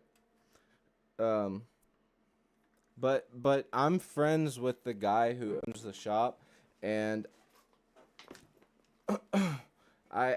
he always, because I'm like one of the top spenders there still, even though I haven't bought anything in forever. They actually invited me in a couple months ago. I don't know if you guys remember me saying this, those of you that have been here for a while. But they invited me in and made me an exclusive member to Sloan School of Music, and now I can go in there as a VIP and get a discount on everything because I'm a VIP member. Thanks, bro. What is your music released through though? Because I've gone through enough copyright strikes. I don't want to go through that again. Oh yeah, that reminds me. So originally when I was going to buy this guitar, I saw the gray one, and this is like this is like the weird thing about playing guitars is you might see the one that looks the most beautiful to you, but if you're buying a guitar based off the one that you think looks the best and not sitting down playing it, they can be the exact same guitar, but if you sit down and play it, most of the time you're going to feel a slight difference and a slight, I don't know, not to sound like some hippie gay idiot, but like you'll feel a vibe coming off of that guitar, and you're just like, this one, even though, because this is what happened. There was a blue and a gray one, and the green one. The green one was actually the third, because I didn't like the green one as much as the blue or this gray one here. And I sat down and played it and was like, I like this guitar. It feels cool. I mean, he always wants me to try stuff out because he knows every time he puts a guitar in my hand, I want to buy it. So then he gives me the blue one, or the blue one second. I tried that. I was like, this one feels pretty good too. It's about the same. Then I picked up the green one, the pickups, which I'm not a huge advocate for the whole pickups give you tone, whatever. But the pickups, the way it felt, everything in that moment felt much better than the other two. And I knew right then and there, this is the one I have to buy because straight up, it was just the better choice. It was a better guitar. The Jackson, hell yeah. I've been wanting one of that. Anyone ever seen Avatar Fire and Ash in the movies? No, I haven't. I've been waiting for them to put out the second season to the show that they did. Dude, I was on the edge of my fucking ball sack whenever they released it. I'm like, man, they need to get this shit going. Thank you. This is sweet. This I do. What up, Anonymous? I'm on drums. But Vibration Cody. I'm on drums. But did you guys go through like DistroKid or anything like that to release your music? Because if there's anything, I don't want to take that chance and have to deal with that. You know what I mean? Pickups only do the tone that they're built for. But see, here's the thing. I truly don't believe that most pickups in most situations. I will say this. These pickups in this guitar compared to those pickups in that guitar, I could literally pick up that guitar right now and the guitar tone would be fatter and a little fuzzier. I don't know why, but that guitar and those humbuckers that are in that guitar, and you can see these are slightly different. These are made by PRS in their factory. I'm pretty sure in Maryland they do them. If not, then they're overseas. I'm not sure, but they do a lot of stuff here in Maryland.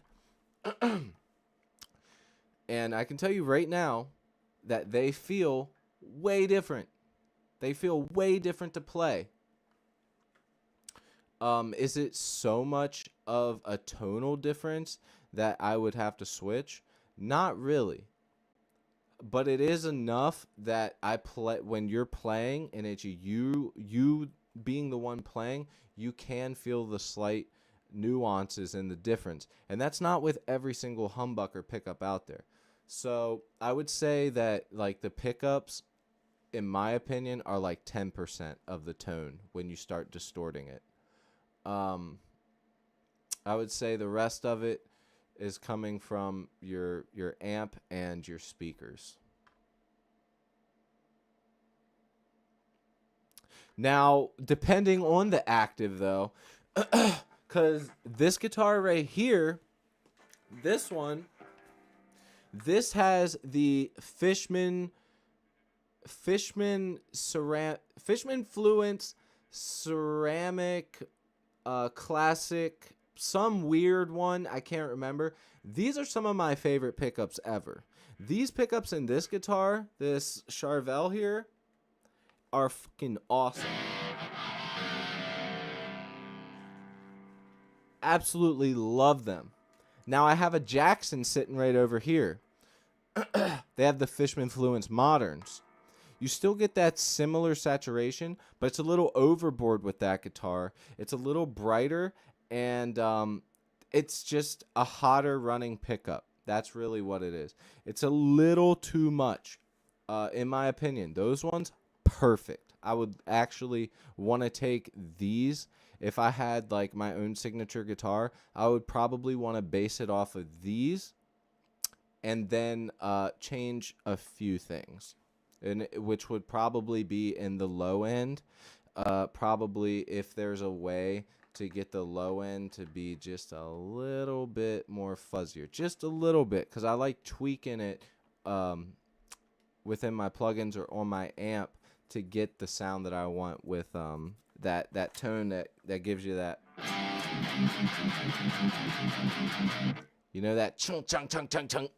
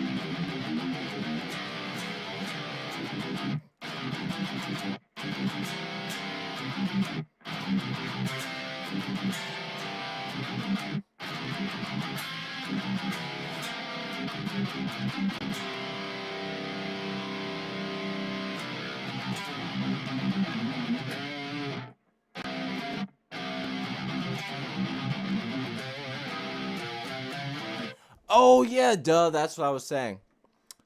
The active pickups. So the EMG pickups that I have in my ESP LTD guitar over here, I have the classic EMG 80, 81s or whatever.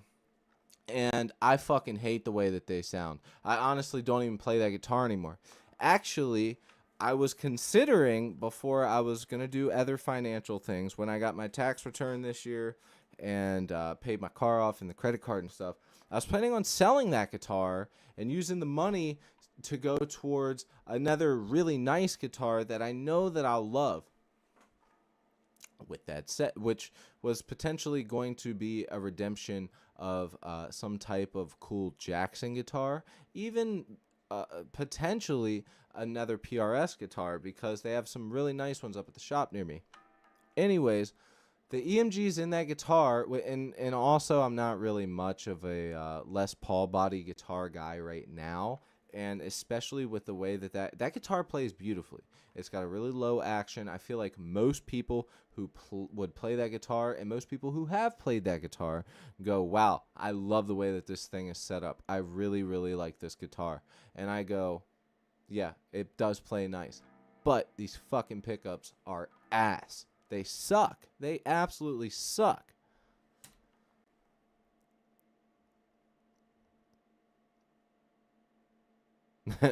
What up, Brad? He says, yo, where am I at? LOL. I see guitar, so I must be it must be a good place. You, sir, you are in the place that I like to call Riff Heaven, because what we do here is we create songs live on the spot, and we write real ass music on the spot, dude. So yeah, you're in the right place for sure. Hit that subscribe button, man. Make that 1 turn to a 2. But you gotta tap the bell or else it won't do the thing. Cool Drake, will it chug? I'm just messing. Yeah, no, it will chug. Especially, literally, since I'm using Ola England's guitar.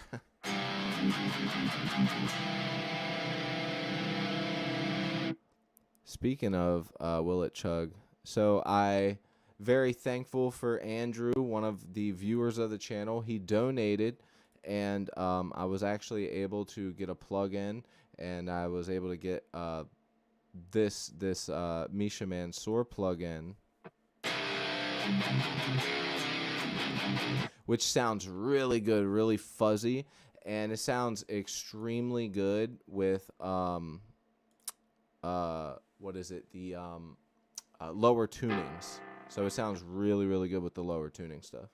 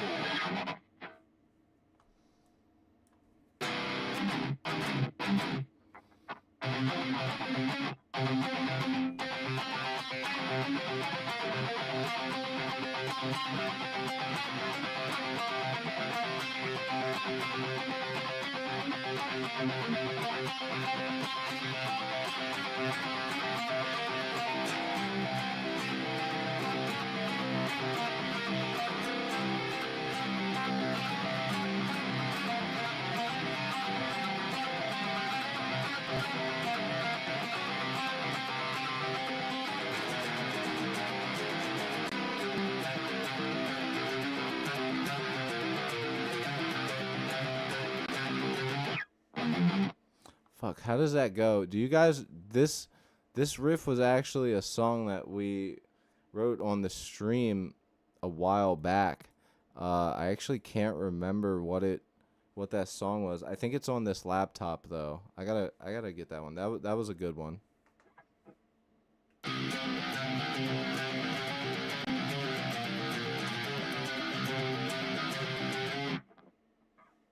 Fuck, that part was really hard, and I'm trying to remember what it goes.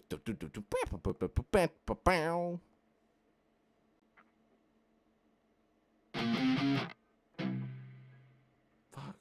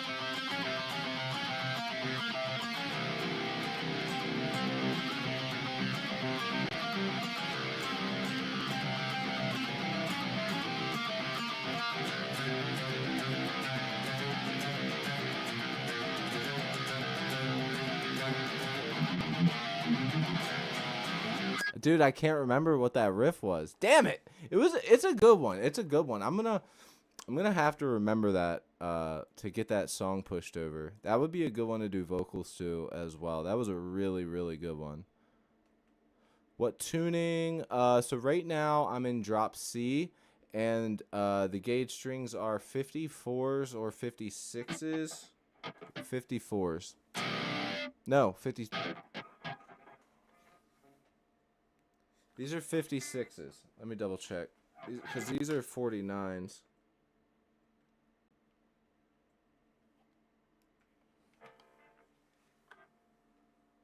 Oh, that's right. I recently put 50s on this with that Metallica pack or whatever. Yeah, these are 56s. They're the, I'm pretty, let me double check. I'll actually tell you exactly what they are. Ouch, you fucker.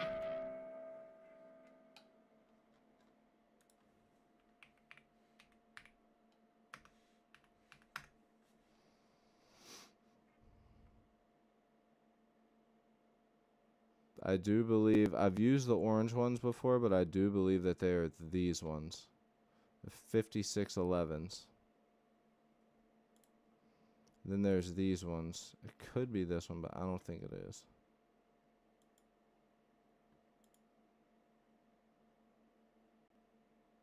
Yeah, it is these ones actually. It says optimized for D tuning, but they work really well for C. But anything lower, like I had it tuned to a drop A sharp, and it was just a little too loose. Like if there were 58s on it, I think that it would have held up really well for the A sharp. But that's why I want to get a 7-string or a baritone. I've actually been thinking about getting an LTD baritone, and just a pitch black baritone.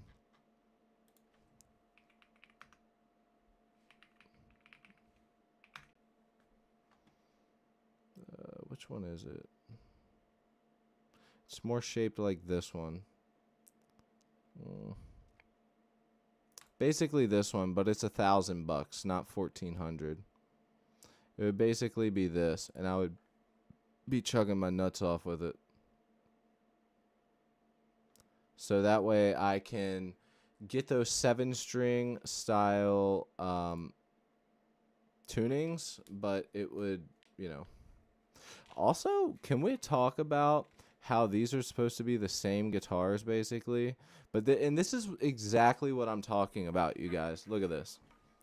So when I was just talking to you guys about the PRS guitar and how the one felt better, it just felt better to play, even though they were all the same guitars. Now look at this. This is the type of shit I'm talking about. 7 pounds, 14 ounces, which is 2 ounces away from being 8 pounds. Still 7 pounds. And then this one, 10 pounds, 7 ounces. Same guitar, built from the same place. This guitar weighs 2 more pounds. That 2 more pounds is in the density of this fucking wood, which also means that most likely this guitar, because of the density of it, the more dense the guitar is, the more dead it's going to be. That's just why I say this guitar is extremely light. It vibrates really well, and that's the reason, even though I have the noise gate on here, it vibrates really well for a long time.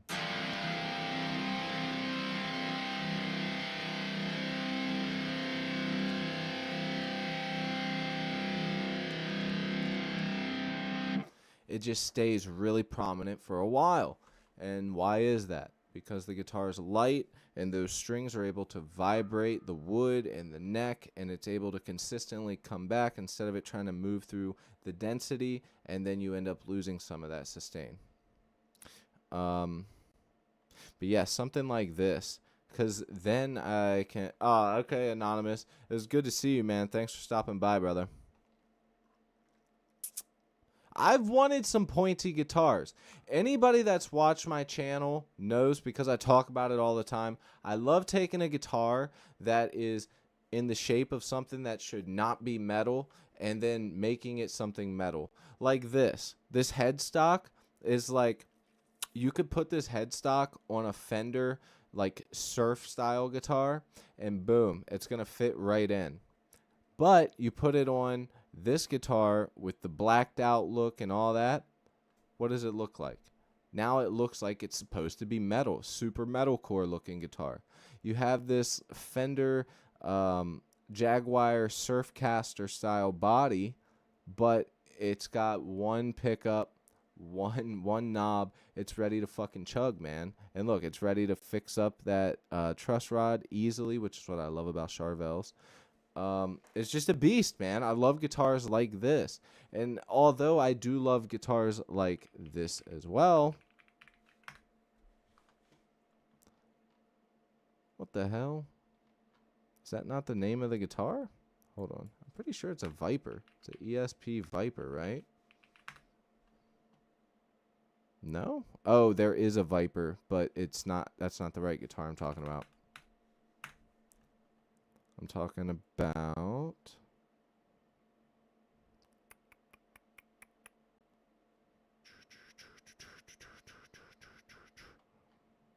Well, this is still a good example. I mean, look how pointy this son of a bitch is. Look at that thing. This thing is... You look at it, you go, that guy is playing fucking metal, and he's about to shred your nuts off, buddy. Get prepared to rip your fucking neck. Be prepared. You see this guy walking in the room, you're gonna be headbanging, dude. But let me tell you something right now. You see this guy walking in the room right here, buddy? Hold on, pal. You see this guy, me, walking in the room? Be prepared to also headbang your dick off, okay? It's gonna happen. You know what I'm saying? I'm a sucker for Silverburst. Yes, me too. Fucking love Silverburst. Dude, I was in Tennessee on vacation in the Smoky Mountains with my lady and my son, and I went to the music shop there, and of course, hillbilly town, you know, they got all of the stuff that all the country people would like. And oh, by the way, I'm just going to do a shout out because I have both of these tuners that are on Sweetwater right now. This right here is the best tuner I have ever used. I have this tuner right now, and this is the best tuner, clip-on tuner I've ever used. I also have the older style of this one.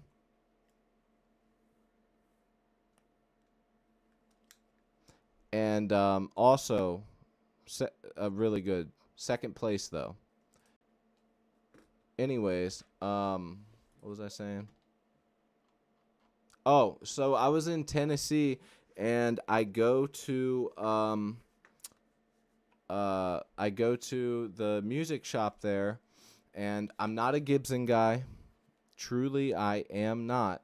But when I see a 1980 Silverburst Les Paul, you best bet that I'm interested, because now we're talking vintage. Now we're talking, now we're talking some old school. We're talking a guitar that's 45 years old, okay? That's pretty damn cool. That's older than me. Anyway, so I saw this guitar. I went, man, how much is this fucking thing? I looked and I said, sheesh, okay.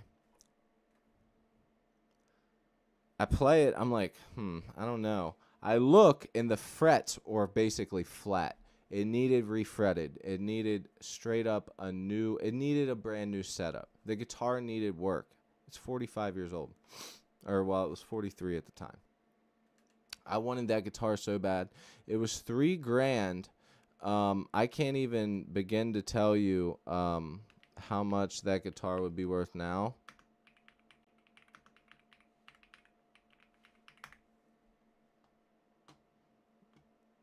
Yeah. So that's how much they're going for now.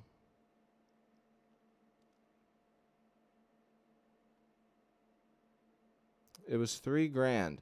Granted, it needed work. So this one's going for about $5,000.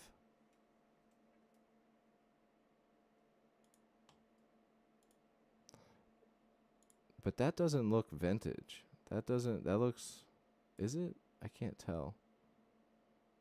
Yeah, I think it is. Either way, not a Gibson person, so I can't really tell you. But my point is that the thing was fucking awesome, and it needed new frets and everything else. When it was a little beat up, had some character, man, and I wanted it. Yeah, it looked more like this one. It was sick.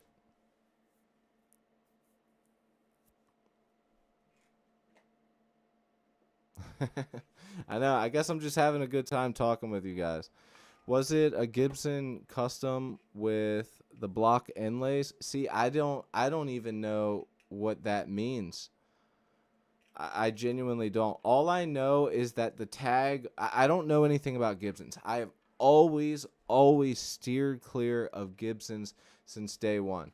My dad played guitar. That's how I knew about some stuff with guitars.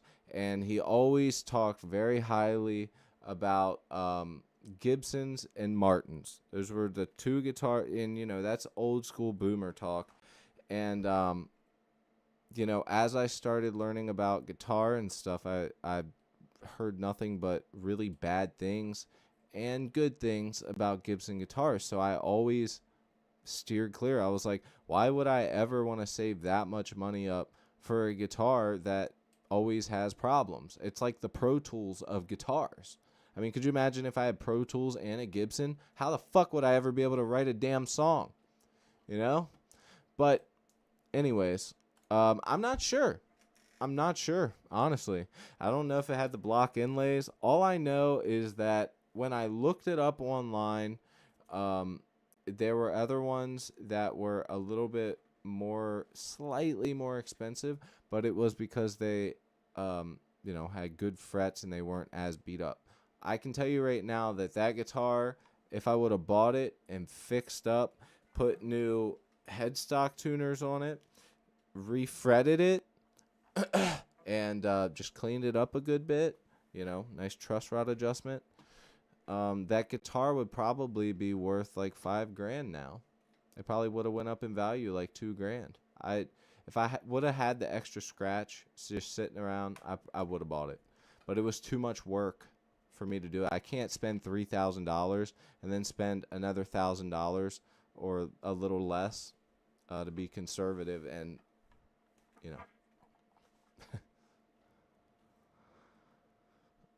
Yeah, what about it? Look up the Adam Jones. Yeah, I like the Adam Jones. They're expensive as fuck, though. The Adam Jones Silverburst ones are awesome. They sold out instantly, and they were going for way too much.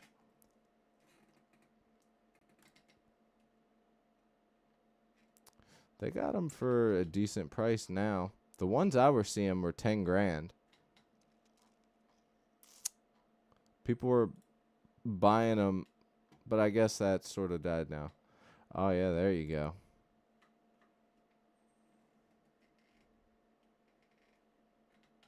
That's the price I was expecting. $10,000. I could just never do that. First off, the guitar's cool, but I could literally pay a local builder to give me the exact specs of this guitar of a 1979 Gibson Les Paul custom shop. And because we have a lot of really good guitar makers here on the East Coast, I could get somebody to pull up the specs of a 1979 custom shop guitar, buy some pickups, and have almost the same guitar spec'd out feel-wise, same wood, everything, for like $3,000, maybe $4,000. And it would be totally built local custom. Like, I'm good. I don't need that Gibson headstock.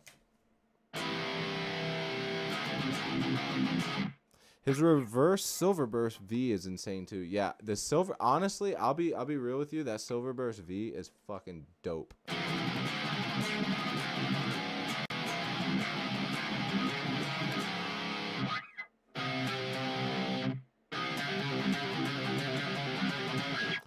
Yeah, I know, Pam. The guitar stuff goes deep. I will say though, you don't really see guitars go for most guitar companies don't charge their custom shop stuff as much as Gibson does, but PRS is really close, if not the same. The difference is that with PRS, you're getting like fucking handmade wooden tuning tuning pegs, uh, you know, like you're getting really craftsy, like uh, quality stuff that's all handmade from a professional luthier, you know, that most people would die for.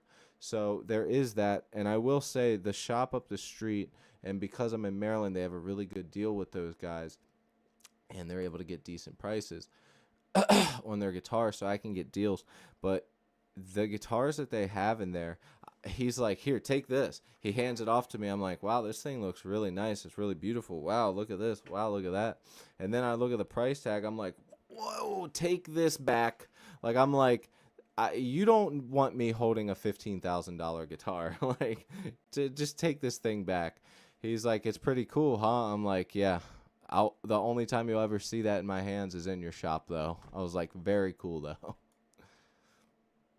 Like this thing was specced out. Like everything was made by hand. Like everything about it. It was really cool. Like the nut, just literally everything that like pretty sure that they machined all the metal parts, like everything. Really cool stuff.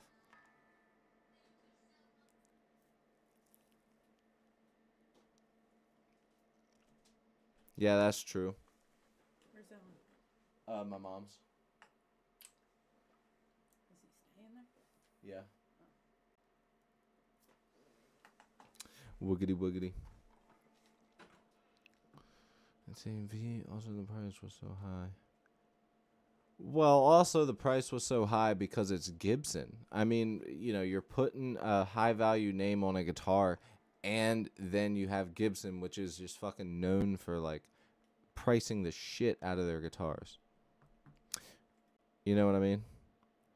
But in my experience, most Tool fans are like fucking broke nerds. I can't honestly say I've ever met. I mean, I'm sure that there are. I mean, who the fuck am I? I'm a nobody, but like, I'm pretty sure that most, like 99% of Tool fans, if not 99.9, are unable to play or afford that guitar. Plus, most of them probably don't even play. They just like Tool. Like, I know a bunch of people that love Tool, but they don't even play.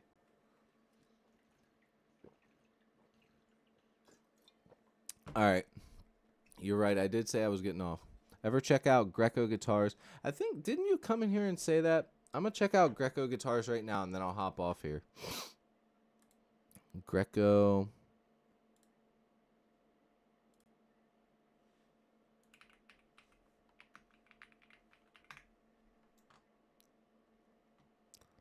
Oh, nice.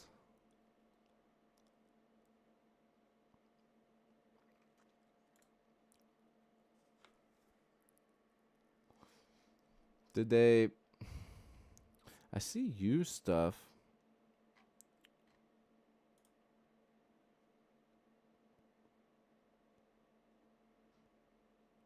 Whoa, what the hell? That's crazy. I feel like you really got to be in a certain type of band to be using this guitar. Yeah, that's pretty cool, though. What was the other one?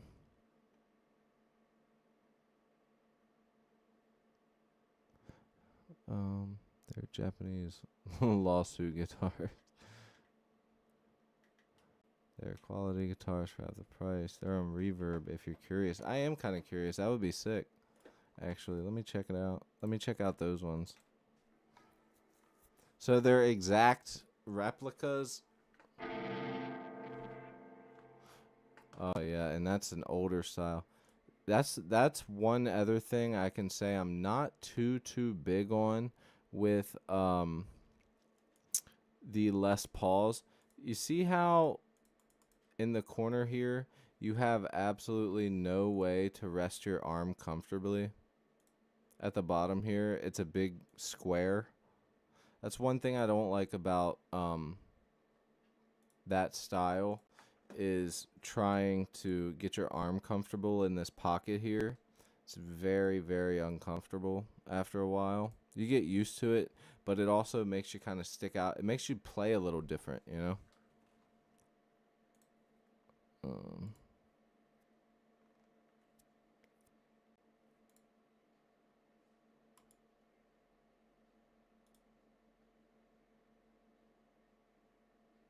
is it, are these just built like the,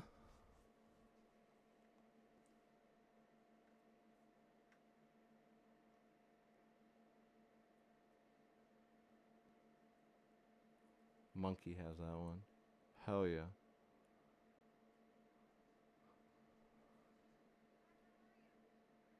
Yeah. All right, you guys. I'm hopping off here. Thank you guys for sticking around, man. Appreciate that. Next stream, I think I'm gonna take that one riff that I was doing.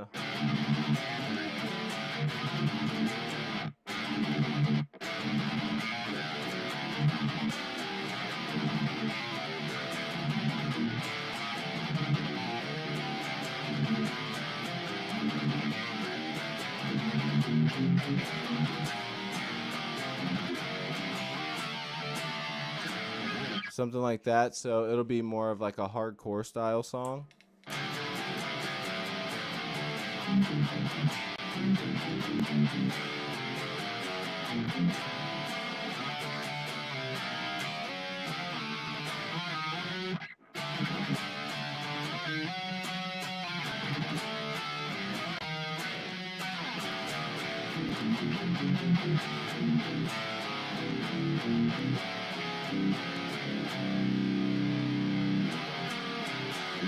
I don't know. We'll make something cool. That's for sure. So yeah, guys, thank you guys so much. Check you later. Peace. If you guys want to hit me up, join the Discord, and any other questions,